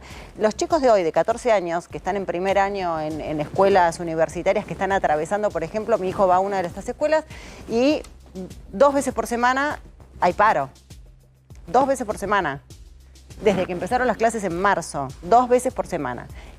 El paro, ¿qué logra? Un nivel de conciencia y de concientización de los pibes acerca de la crisis que están viviendo en la educación pública universitaria que no tuvieron quienes vivieron en momentos donde la política pública nacional era a favor. Entonces digo, y eso, ojo con Milei. Que los paros son parte del discurso recurrente de... Ojo con Milei, porque finalmente los chicos no están Milei, porque está generando una conciencia en estos pibes que serán los futuros dirigentes y que serán los futuros gobernantes de la Argentina, que por suerte va a lograr que sea todo lo contrario y que vayan a apoyar la educación pública. Está sembrando una semilla que no está claro si cuando florezca le va a gustar. No le va a gustar nada, estoy segura que no le va a gustar. Seguimos con Gisela Marciote, con el Beto Quevedo, pero lo sumamos, hoy no era su día, pero lo sumamos a nuestro compañero Pablo Ibáñez para que nos dé una impresión.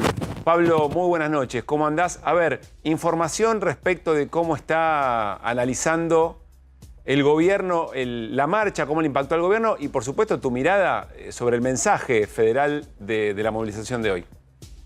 Sí, la decisión del gobierno estaba tomada respecto al veto. Me hacía recordar este comunicado de la oficina de la presidencia aquella imagen que posteó Javier Milei luego de la marcha de abril, no sé si recuerdan, que era un león tomando algo en una taza que decía lágrimas de zurdo.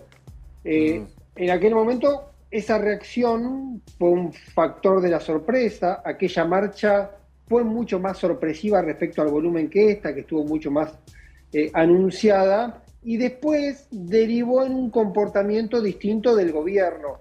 Claramente ahora Javier Milei quiere demostrar que la marcha no lo afectó y que va a seguir adelante con su plan. Claramente también esto se pone en la dimensión del Congreso y en ese sentido hay que sumar otro dato que se conoció ahora en estos momentos, que va a haber, apenas se conozca la firma del decreto, la decisión de un grupo de diputados, ya está firmada una convocatoria para una sesión especial el próximo miércoles a las 11 de la mañana en diputados, convocada por diputados del radicalismo. Uno imagina que acá hay toda una decisión del radicalismo de dar este primer movimiento, pero que hay un acuerdo amplio de todos los actores de la oposición, es decir, muy rápidamente, en la medida que se conozca el veto, se va a terminar discutiendo en instancia del Congreso. Corregime algo, Pablo, porque después del papelón del asado y de los 5 héroes del radicalismo, una discusión interna muy fuerte, una reunión de bloque que fue realmente un escándalo, entiendo que salieron con la decisión de que el bloque va a votar lo que la mayoría decide. Es decir, que limita la posibilidad de que haya alguien en Salto Grande dentro de las próximas semanas, digamos. Hay un recurso que posiblemente se aplique. Ya estaban hablando de que 2 o 3 de esos 5 no estarían presentes. Bueno. Que podría ser un mecanismo para saltear esa alternativa. De todas maneras, me da la impresión que hay algunos, entre ellos esencialmente Cantero, el tucumano, que su pertenencia en el bloque es una cuestión... Es una incógnita, es una incógnita. Es más difícil entender eso que había antes del Big Bang, por ejemplo. No, quiero decir que muy probablemente Cantero, pertenezca o no pertenezca al bloque, ya forma parte de otra identidad política por su adhesión a la Libertad Avanza. Por lo tanto, la lógica del bloque, decir, bueno, vamos a discutir y vamos a tomar de manera global, lo único que puede hacer es precipitar, en todo caso, o la fractura en algún caso, o habilitar una especie de atajo a algunos diputados que no los quieren perder, posiblemente el presidente del bloque de Loredo, evitando que no vayan a la sesión. Recordemos, en el caso particular del veto, donde el número clave son los 87 diputados, por eso aquella famosa frase de Milei de los 87 héroes, que juega y es importante en la matemática del veto, como se requiere conseguir 2/3 para rechazarlo, las ausencias en muchos casos también pueden ser funcionales al gobierno a la hora de conseguir bloquear la posibilidad. Déjame hacerte esta pregunta bien concreta. Pablo, se lo preguntamos a Beto Quevedo y a Gisela Marciota. El gobierno vuelve a insistir a confrontar con lo que le mostró la calle. No es la misma escena del 23 de abril, pasaron cosas en el medio. Te lo pregunto a vos, ¿crees que sale fortalecido? Así que le sigue funcionando el truco. Y si dentro del gobierno hay miradas distintas respecto de lo que hay que hacer. El gobierno va a apostar a que el truco le funcione otra vez. Yo creo que son los momentos en los que Javier Milei entiende que su propia identidad está en juego. Y va a jugar decidido a sostener su decisión. Dentro del gobierno, aspectos suele haber diferencias. Nosotros contamos algunos días en QR que había matices sobre cómo llevar la negociación con las universidades. Había diferencias entre Santiago Caputo y Sandra Petovelo, pero finalmente se impuso el criterio Petovelo de ningún tipo de negociación y avanzar en estos términos. Yo creo que está jugando buena parte de su identidad Javier Milei. Sí queda como un interrogante grande haber ocurrido lo que ocurrió con la opinión pública respecto al aumento de la imagen negativa del gobierno y de Milei, si esto tiene otro impacto sobre la imagen y ya el gobierno empieza a administrar otro clima hacia adelante, porque podría ser o bien redoblar, como parece el comunicado de la oficina de la presidencia, luego de un mes que ha sido muy malo en términos de opinión pública y de algunos movimientos políticos para el gobierno, pero que no logran en la exposición pública que el gobierno termine dando marcha atrás. Me parece, con esto te cierro, Pablo, me parece que para el gobierno es más fuerte la gestualidad de decir no cedo de lo que me reclama o me impone un sector, prefiere correr el riesgo. Y lo hablamos creo que el lunes. Claro, bien. Son dos dimensiones distintas, pero preferían pagar el costo de movilizar en un sentido que habían cuestionado para que gente al acto de Parque Lezama que correr el riesgo de que vaya poca gente por el propio volumen. Clarísimo. Es decir, están todo el tiempo midiendo esa instancia. Gracias, Pablo. Un abrazo grande. Nos reencontramos mañana. Por favor. Bueno, Gisela y Beto, una última pregunta para ambos. ¿Qué miran? Ayúdennos, enséñennos a qué hay que mirar en circunstancias como esta el día siguiente de un acontecimiento como el de la marcha. Bueno, todo para mí con el presidente Milei es impredecible, lo decía dentro de lo que es la estructura del Poder Legislativo y esa búsqueda de alianzas para los resultados del Poder Ejecutivo, los resultados que busca el Ejecutivo. Y me pasa lo mismo en términos generales. Me cuesta mucho predecir y pensar porque todo el tiempo es como que hay un Milei que te vuelve a sorprender, ¿no? Ahora, en lo único que no me sorprende es en esto de no escuchar a esta movilización tan multitudinaria. Ya es la segunda que se hace, no la escuchó en su momento. No creo que la escuche, digo, la verdad, digo, estamos todos esperando que salga, que salió el veto, digamos, no es que estamos esperando que haya ningún tipo, entonces eso es lo único, con lo cual lo que te diría es que podemos esperar mañana, podemos esperar que conozcamos que se hizo, que se vetó la ley del Congreso y tendremos ahí sí en realidad que mirar y bueno, yo seré parte de eso la semana que viene, no sabía que estaba ya convocada la sesión especial, no llegó todavía ninguna notificación oficial. Dice Pablo Ibañez, información importante, que en el momento en que se publique el veto ya hay un pedido redactado por parte del radicalismo. Se llegará a la comunicación oficial en cuanto se conozca el veto y tendremos que mirar el Congreso. ¿Mirar el Congreso en qué sentido? Miremos, somos muchos los diputados, pero tenemos que empezar a mirar con nombre y apellido quién se sienta en la banca por empezar, que es un tema importante, quién está sentado, quiénes están ausentes, es decir, quiénes no están sentados, cómo votaron, cómo votan. O sea, espera, a más sentados, más esfuerzo para el gobierno. Exactamente, ¿no es cierto? Ese es el punto. Exactamente. Claro. Por eso digo, tenemos que ver cuántos están sentados, de todos esos sentados, cómo votaron antes. Y después empezar a ver cómo votan en la próxima sesión, porque tenemos que saber con nombre y apellido quiénes están y quiénes acompañan el veto del presidente y quiénes acompañamos que esta ley que sancionó el Congreso entre en vigencia y sea promulgada. Digo, ¿para qué? Para recomponer la situación crítica que están viviendo las universidades argentinas desde hace ya, que estamos en el mes 10, bueno, desde hace 11 meses ya a esta altura. Beto. Yo creo que esta es una obra de teatro que tiene muchos actos. El primero fue el 23 de abril, la marcha universitaria en contra de ese brutal ajuste que hizo el gobierno. Luego, eso fue la plaza. Después, creo que la acción del Congreso la mirada fue sobre el Congreso. ¿Sacarán una ley? ¿Se aprobará finalmente, sobre todo en diputados? Bueno, salió la ley. Viene la amenaza del veto. Volvemos a la plaza y pasa lo que pasó hoy. Ahora estamos esperando otra vez el Poder Ejecutivo. Y yo creo que ahora las miradas se van a correr otra vez al Congreso. El Congreso esta vez tendrá esos 87 traidores, diría yo, a esta plaza, a esta tradición, a la educación pública, a lo que es uno de los orgullos argentinos. ¿Tendrá o no? Entonces ahora creo que en este acto que estamos ahora es mirar otra vez al Congreso. Sí, y miren, yo pido de verdad que se haga y que sea muy público el tema de nombre, apellido, foto, cara, porque hay algunos diputados que somos más conocidos que otros, entonces esas miradas recaen sobre los más conocidos, pero hay más de 200 diputados ahí sentados que nadie sabe quiénes son.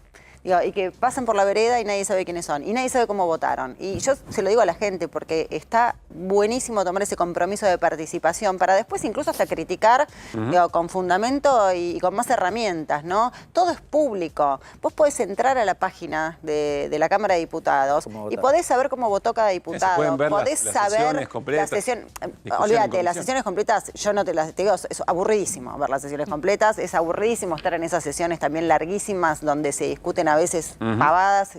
Digo, es largo todo, digo, no los invito a eso porque es pedirle demasiado, pero sí que ingresen a las páginas de los diputados, que vean cómo votan, quién se sienta, cuándo, qué proyectos presentan, qué hacen, digo, está todo es público. Bueno, ahora la mirada vuelve sobre el Congreso y acá tenemos instrucciones sobre cómo observar el Congreso. Ahora van a ver por qué les digo esto. Gisela. Gracias. Beto, gracias por haber venido. Un gusto. Muchas gracias. Bueno, me dio buen pie, Gisela, respecto a las instrucciones para observar el Congreso, porque quiero contarles una historia, y es una historia que nos va a seguir, nos va a mantener conversando sobre la educación pública. Acompáñenme a la pantalla. Vamos a hablar de esto que enseguida aparece. Vamos a hablar de la educación pública a partir de las instrucciones sobre cómo patear un penal. Tiene una historia, ya van a entender cómo llegó la educación pública. Hay una historia. Acompáñenme, sostengan la paciencia. Hace algunos días nada más, una escuela pública de la ciudad de Buenos Aires cumplió más de 100 años. No es poca cosa para una escuela cumplir más de 100 años. La comunidad educativa cortó la calle, banderines, música. Por supuesto que se habló, se bailó, se cantó. Hablaron las autoridades de la escuela. Hablaron las familias a través de las cooperadoras. Ustedes saben el rol que tienen las cooperadoras. Las cooperadoras le devuelven la dignidad a la educación pública ahí donde el Estado decidió ajustar. Son fundamentales. Quienes tengan chiquilines en casa y participen de esta manera lo saben perfectamente. Bueno, en ese contexto de una escuela en la ciudad de Buenos Aires, escuela pública que cumplió más de 100 años, en ese contexto, además de todo lo que les cuento, había muestras que trataban de ejemplificar qué cosas estaban trabajando por los pibes y las pibas de esa escuela primaria a lo largo de estos meses. En medio de todas esas muestras nos encontramos con esto, instrucciones de cómo patear un penal. ¿Por qué? Porque los pibes de tercer grado, 8, 9 años, habían estado trabajando con Julio Cortázar y ustedes saben la cantidad de instrucciones para cómo andar en la vida cotidiana que Julio Cortázar nos legó, muy importantes. Estuvieron leyendo ese trabajo y dijeron, bueno, vamos a inspirarnos en eso y vayamos a las instrucciones sobre cómo patear un penal. 6 pasos. Primero, tener fe en sí mismo. Muy importante a la hora de efectivamente patear un penal. Vamos a la próxima. Tomar por lo menos 3 pasos de carrera. No dice pongan el pie al lado como en el papi fútbol, no tomen 4 kilómetros para espamentar, 3 pasos de carrera, lo justo y necesario para patear un penal. ¿Qué más? Tener preparada tu emoción y tu tristeza. Tener preparada tu emoción y tu tristeza. ¿Por qué? Y porque puede salir Pato Gallareta, puede atajar el arquero, puede pegar en el travesaño, puede ser gol, puede ir a la tercera bandeja. Entonces los pibes dicen, hay que tener en cuenta que las cosas pueden salir bien, pueden salir mal. Son resultados posibles, así que preparémonos para la emoción y para la tristeza. 4, mirar bien los movimientos del arquero. Del otro lado siempre hay alguien, hay que observar, a ver qué hace. 5, pensar en tus seres queridos que tanto extrañas. Los pibes de esta escuela pública de tercer grado dicen, ante un acontecimiento importante, pensemos en nuestros seres queridos. Estamos a punto de dar un paso importante, tengámoslos en cuenta. 6. Y por último, juntar todas tus fuerzas y patear el penal. Claro, porque podés estar en cada cosa, pero en definitiva, la acción hay que tomarla, la decisión hay que tomarla, hay que patear el penal, hay que ejecutar. A mí me conmovió porque inmediatamente lo que me puse a pensar, cada vez que reflexionamos alrededor de la escuela pública, hay una pregunta que a mí me conmueve. Es una pregunta alegre, no es una pregunta negativa. Es, ¿para qué mandamos a los pibes y a las pibas a la escuela? Recordar la esencia de por qué nos pusimos todos y todas de acuerdo en que tiene que haber una escuela, que el Estado es importante y que hay que garantizar la escuela pública, para igualar oportunidades. Por supuesto que tienen que aprender matemáticas, las operaciones aritméticas, que tienen que aprender a conjugar verbos, eso está absolutamente claro. Pero en la escuela pública se aprenden otras cosas. En la escuela pública se aprende a ser ciudadanos y ciudadanas de este mundo. Un ministro de Educación no tiene que ser gerente de recursos humanos de una empresa o de las empresas de un país. Tiene que garantizar esto. Tiene que garantizar la capacidad de pensar sobre lo que los rodea de los pibes y las pibas. Del mundo al que van a ir, en el que ya están compartiendo. Y entonces los invito a que repensemos estos 6 puntos y 6 pasos para patear un penal. Rebobinemos un poquito y los pasamos rápido, dale. Pero esta vez no pensemos en el penal. Esta vez pensemos en cada una de las decisiones que pibes, pibas, adultos y adultas tomamos todos los días, las importantes, en este mundo tan vertiginoso, en este mundo que parece que cada decisión que tomamos nos lleva la vida para un lado o para el otro. En este mundo tan volátil, de pocas certezas, los pibes de tercer grado de esta escuela pública, que lo aprendieron con sus docentes, con su comunidad, nos dicen, hay que tener fe en uno mismo. Hay que tomar 3 pasos, no tanto, no mucho, no exageremos lo suficiente, 3 pasos para patear ese penal. Hay que tener preparada la emoción y la tristeza, porque no todo es éxito en la vida, y hay que estar preparado para lo que nos sale bien, y saber qué hacer cuando algo nos sale bien, y saber también cómo ganar, porque tan importante como saber perder es saber ganar. Hay que mirar bien los movimientos del arquero. Vivimos en una sociedad, vivimos con otros y con otras, hay que estudiar eso. Hay que saber qué le pasa a la gente que está alrededor en el momento que yo tomo también una decisión. Hay que pensar en nuestros seres queridos cada vez que tomamos una decisión. Porque no estamos solos.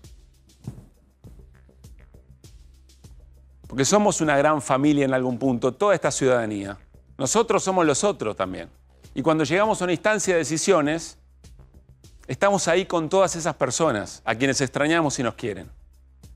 Y finalmente, para mí, el más importante, hay que hacer, hay que tomar decisiones, hay que ejecutar, hay que patear el penal. Tercer grado, escuela pública. A mí me enseñaron un montón estos pibes. No sé ustedes. Hacemos tanda en QR, volvemos hasta las 11, tenemos mucho más. Muy bien, estamos con Hernán Lecher y miren esta portada. Cuestión de tiempo. ¿Y qué está dentro del reloj de arena? El Estado. ¿Por qué, Hernán, esta portada?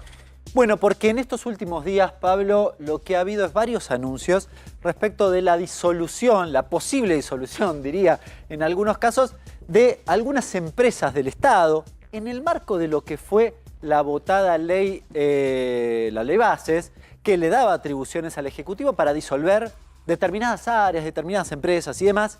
Y la verdad que lo que queremos contar aquí, que hay algunas cosas que van en camino de, y que son cuestión de tiempo para que finalmente dejen de existir en el Estado y terminen, en el peor de los escenarios, con la gente en la calle.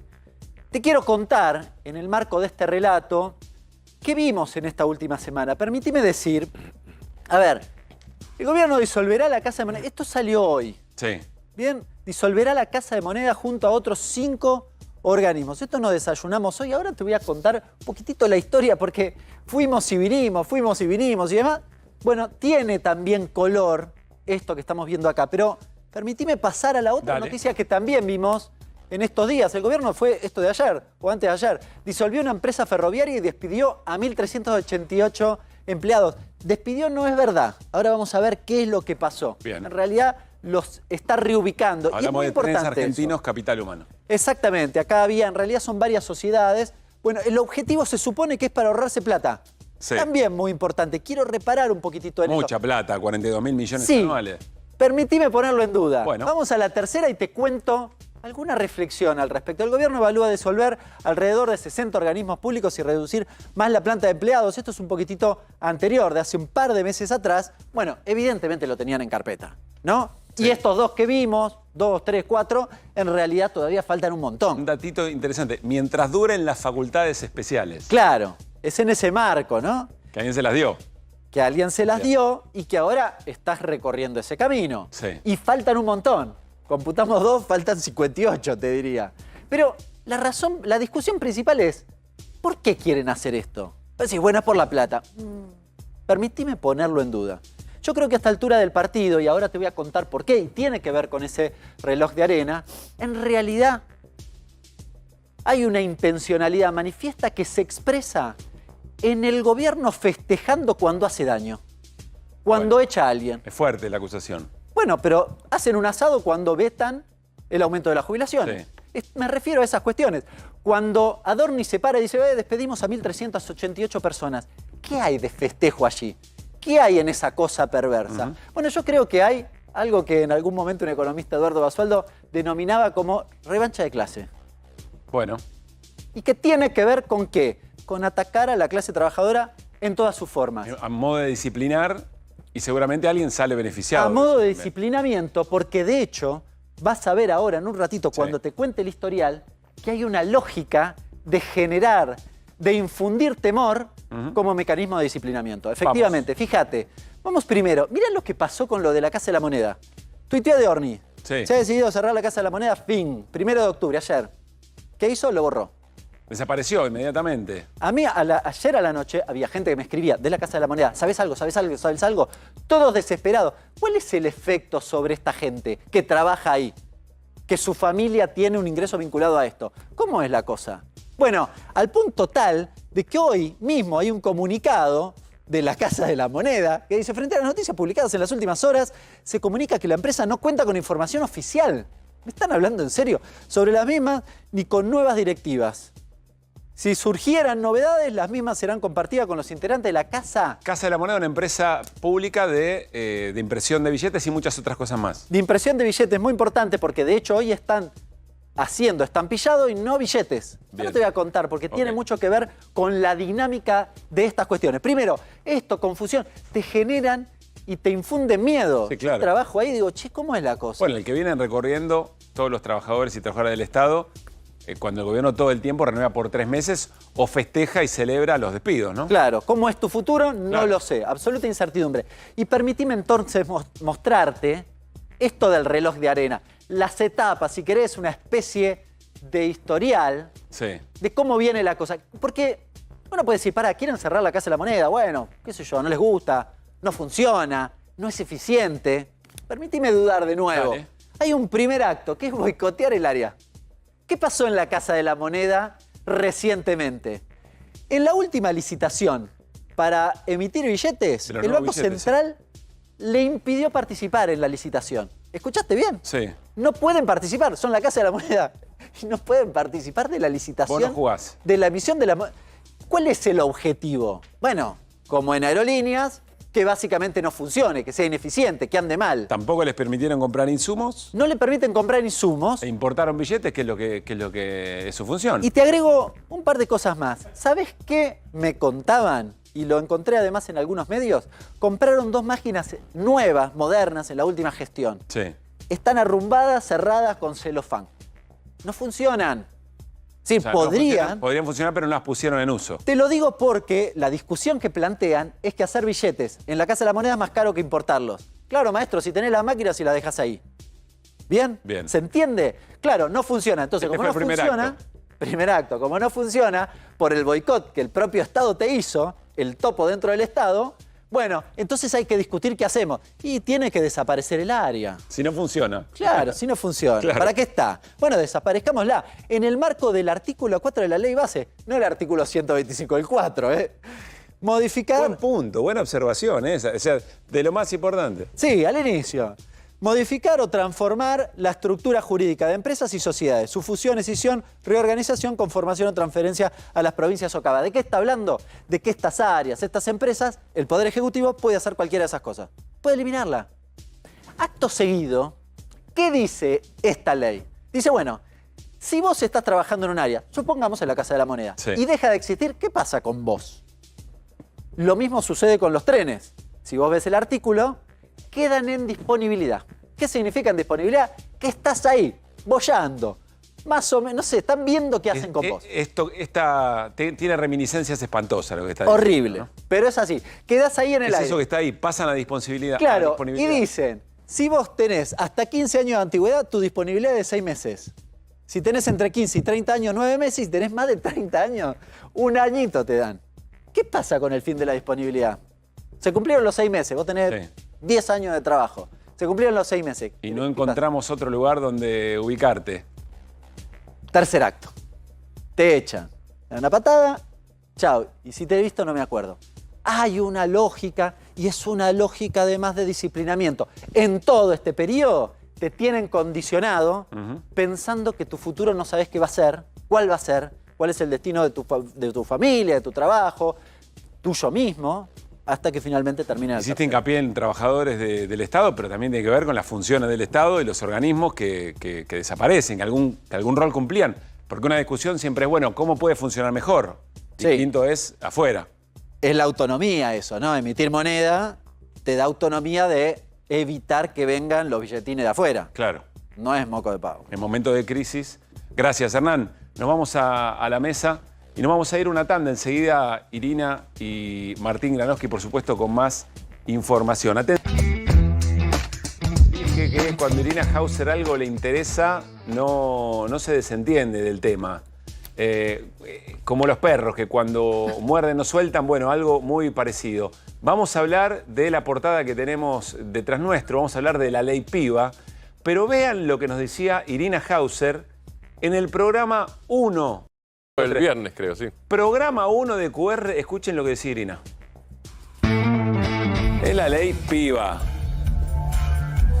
El modo en que la llamaba, efectivamente que la llama Hugo Moyano después de sus diferencias en algún otro momento, pero para sintetizar e invitando a que mañana nos detengamos más en este tema que es muy serio, Irina. Hay un paquete de leyes que presentó el Ministerio de Seguridad en el Congreso, que la verdad que pasan tantas cosas que pasa un poco inadvertido que se empezó a discutir. Y esto estuvo la semana pasada. Ya está siendo discutido en el Congreso. Se está discutiendo en comisión. Lo que uno se pregunta, y te pregunto, ¿qué tiene que ver esto con la mafia? No, porque la mafia es una cosa seria. paquete de leyes. Mañana vamos a explicar bien. Claro, sí, la mafia es una cosa seria. Por eso es una cosa seria si la tomás seriamente. Bueno, si no dejas que la mafia siga, ¿no? Vos lo sabés los cuestionamientos de expertos de todas las líneas políticas que tuvo justamente la ley antimafia. Bueno, en el mañana pasó un poquito el tiempo, viene cómo es la agenda en la Argentina, pero Irina no se olvida, Irina lo tiene ahí. Bueno, ¿qué novedad? Para hablar de la ley antimafia había que estar vestida de verde, además, por otra parte. Sí, ¿viste? ¿Qué novedades, Irina, con la ley antimafia y de qué se trata? Recordarnos de qué se trata. Bueno, ayer, entre tanta votación en la Cámara de Diputados, una de las cosas que se votó finalmente, y a pesar de todas las advertencias de expertos, es la ley antimafia, que como bien decía Martín, bueno, sí hay que cuestionar esta denominación. En los papeles no se llama ley antimafia, sino que se supone que es una ley de abordaje integral contra el crimen organizado. Sí. Ahora, la pregunta es, y la pregunta que se hicieron muchas de las personas que analizaron esta ley, si efectivamente se explica qué es la mafia o qué es el crimen organizado. Y cumple con el objetivo que estamos viendo, investigar y sancionar organizaciones criminales. Ahí bueno, ya empiezan las definiciones, como grupos de 3 o más personas. Esa es la definición. Sí. Esta ley está sobre todo inspirada y fue la respuesta al problema de la violencia en Rosario. Está pensada desde ese punto de vista. Pero es una ley nacional, ¿no? Sí. No, lo que te quiero decir es que no está pensada como para los grandes mercados de crimen organizado. Es una ley para perseguir grupitos de personas. O sea, no solamente frente a un evento. Perejiles. Ponele. Podría ser. No solo frente a un evento tan extraordinario, impactante como es el narco en Rosario, que ayer tuvo un crimen otra vez de esas características. Sí, de uno familiar del líder de los monos. Sino que aplica a cuánto delito se comete en un país. No a todos los delitos, sí hay una lista de delitos que estábamos viendo recién. Hay algunos, la lista de delitos incluye homicidios, incluye trata de personas, incluye secuestros, pero también incluye otros que son usados, por ejemplo, para perseguir la protesta social, ¿no? Y acá es donde se encienden algunas señales de alarma o para perseguir a los gremios.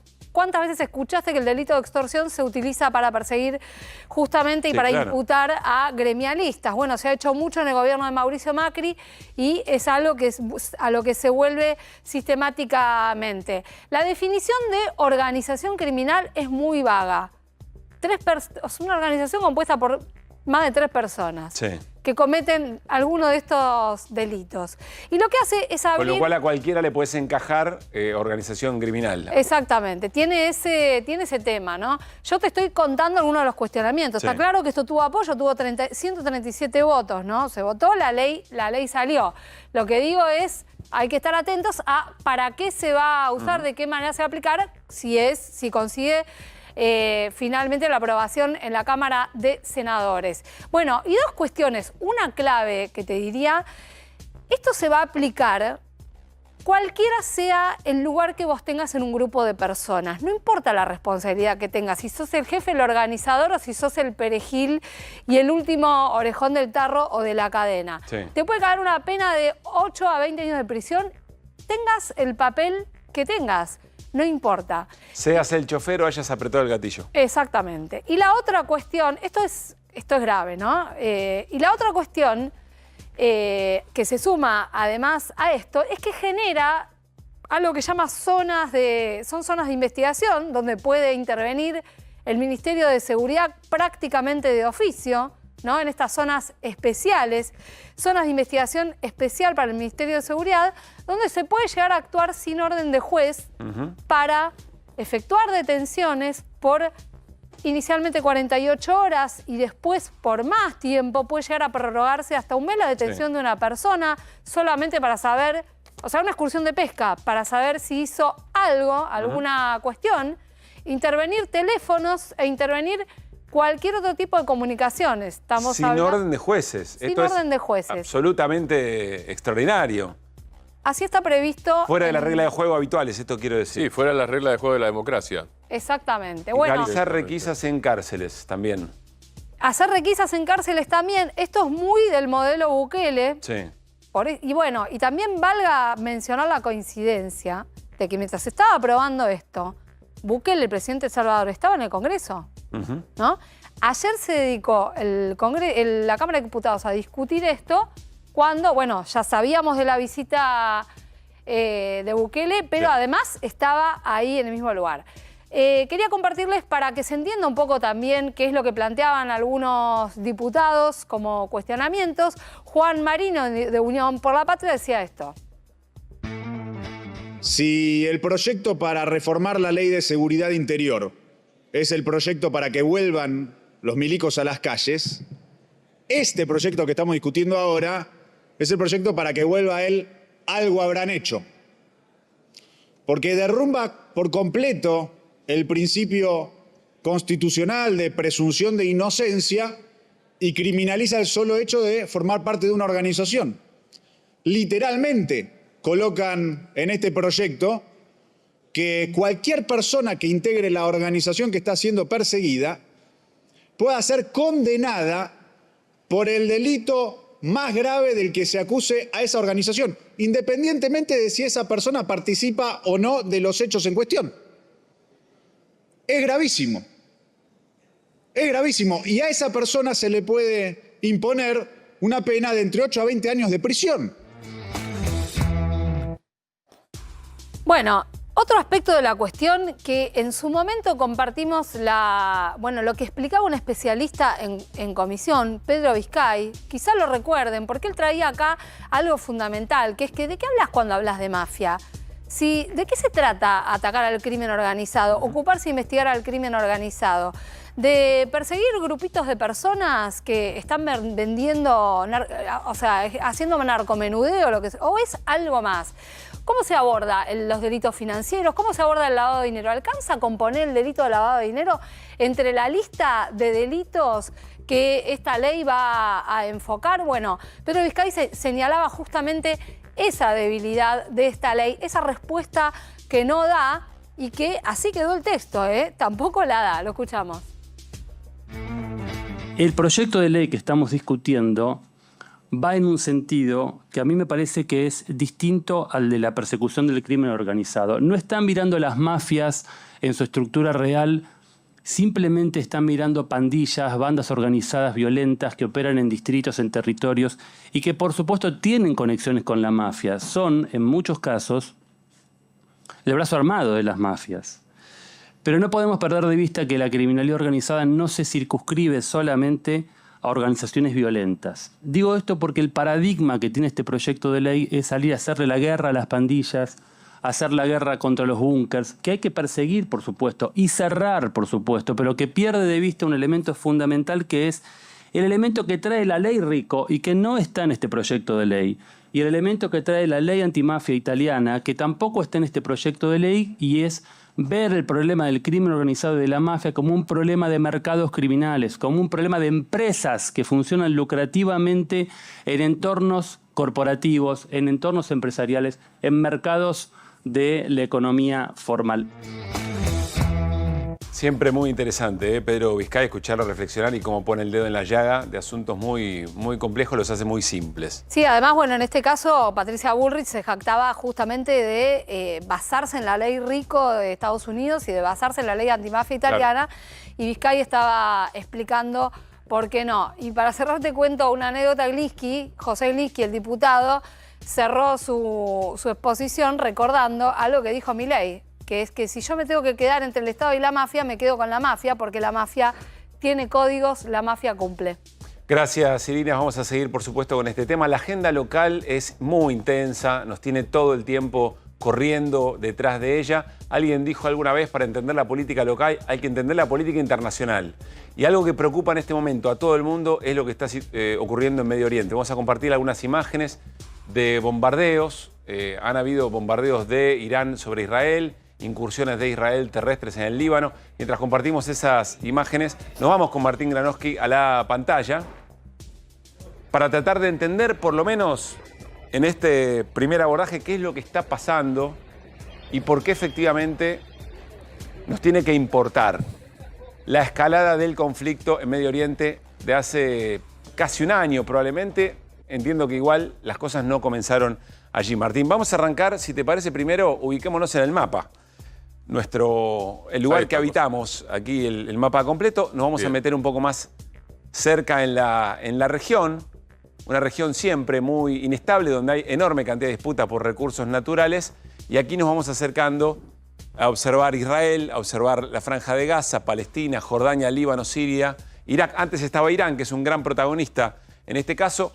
Bueno, todos países que han estado en conflictos en distintos momentos de nuestra historia reciente contemporánea. Martín. Vos lo dijiste, Pablo, no vamos a hacer la historia del conflicto de Medio Oriente porque nos llevaría, no un programa, décadas, sí. Pero ahora yo leo todos los días el Haaretz. El Haaretz es un diario israelí, no precisamente pro Netanyahu, muy profesional, digamos, un diario progresista israelí con muy buena información. Y todos los días pone arriba 360 y están por cumplirse 365 días de guerra, pero pone guerra directamente. Porque lo que hace es el conteo desde el 7 de octubre, cuando fue la invasión por parte desde la Franja de Gaza, estamos aquí, al sur de Israel, con 1.200 muertos. En ese momento, y rehenes que todavía están en manos de Hamas, que es, o era, no lo sé en este momento, después de la guerra de casi un año, pero por lo menos en ese momento era la fuerza más importante en Gaza. Bien, esa es una parte, guerra. Eso es lo que pasa ahora. ¿Cuáles son los últimos movimientos en la guerra? Los últimos movimientos en la guerra son...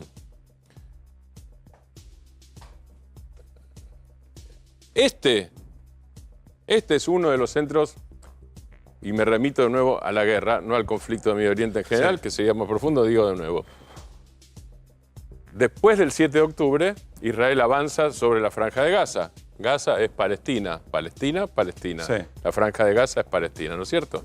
Bien, Gaza es Palestina. Israel avanza sobre la Franja de Gaza, superpoblada, con hambre, privaciones, etcétera, etcétera, aislada.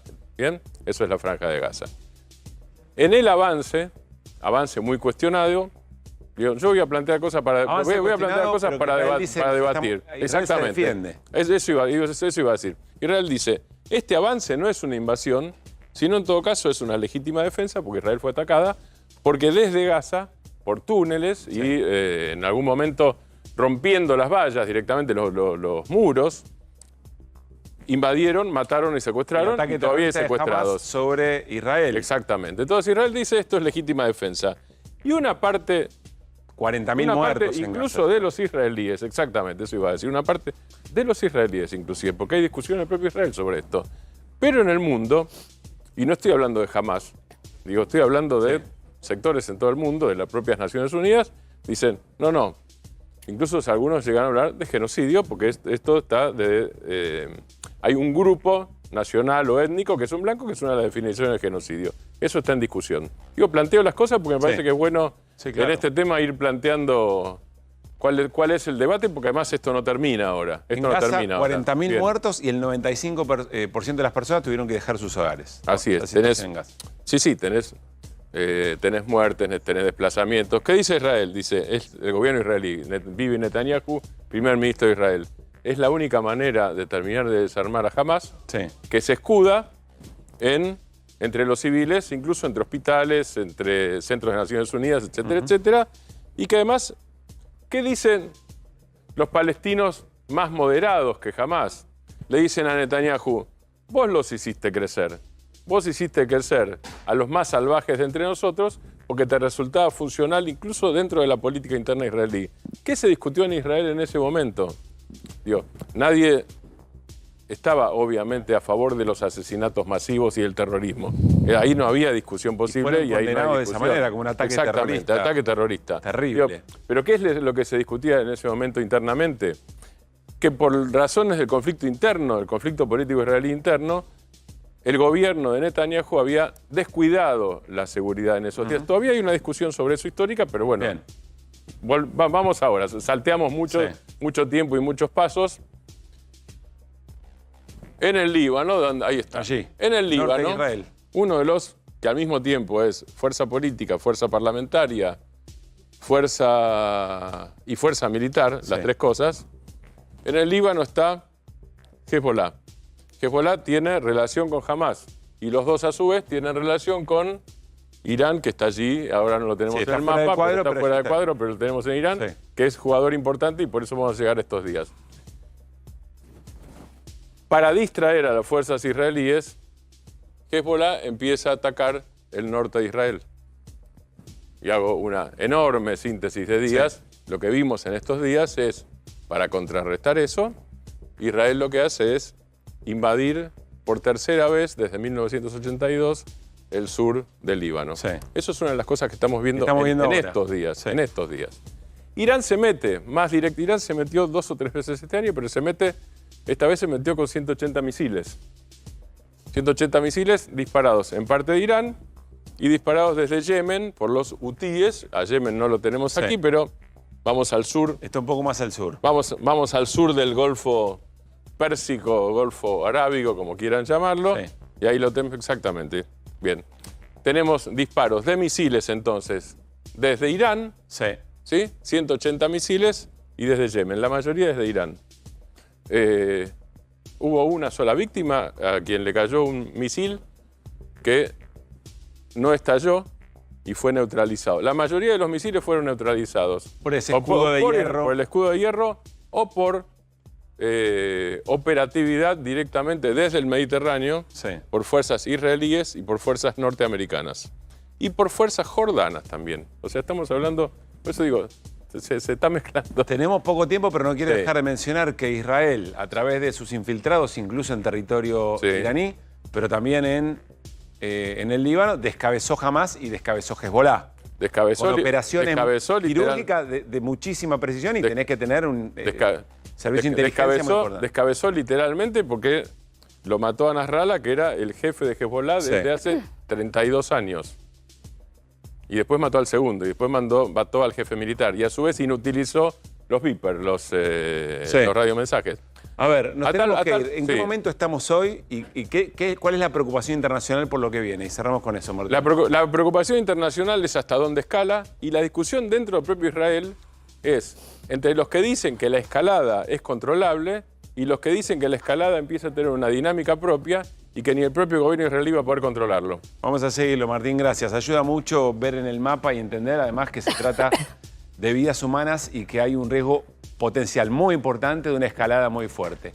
Nos vamos, llega Babi Echecopar para hacer Basta Babi. Mañana seguiremos haciendo QR. Nos vamos como llegamos con las voces del día. Pasen muy bien. Iniciativas de lo colectivo, como todos. Yo desde mi trabajo digo, hago y cada uno desde sus lugares hace lo mismo, entiendo, así que está bueno. El gas que tira el policía lo hace mirando totalmente para otro lado. La nena estaba en el piso y se levanta para tomar agua. En ese momento el policía hace un movimiento, mirando para otro lado, hace un movimiento y tira gas.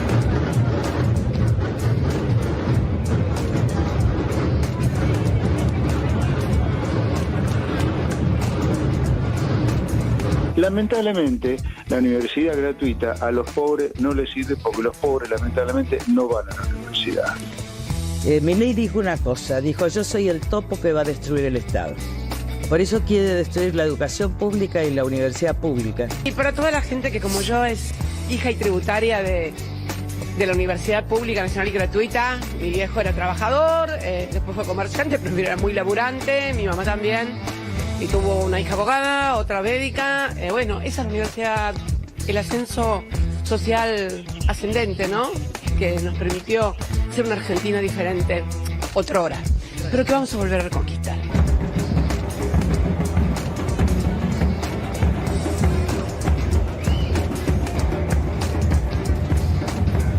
Debe estar tomando a un tinto la ministra Burri, diciendo que este es un intento de golpe de Estado, militarizando cada vez que hay una movilización, así que le pedimos a la señora Burri que no tome y que trate que la movilización sea en paz. Los invitamos a pasar por aquí, denunciamos la crisis de la línea B y exigimos la declaración de la emergencia frente a lo que es una bomba de tiempo. Estamos a punto, pero es muy difícil anunciar lo que va a venir, pero estamos con el riesgo de entrar a punto de una guerra regional, de alguna manera.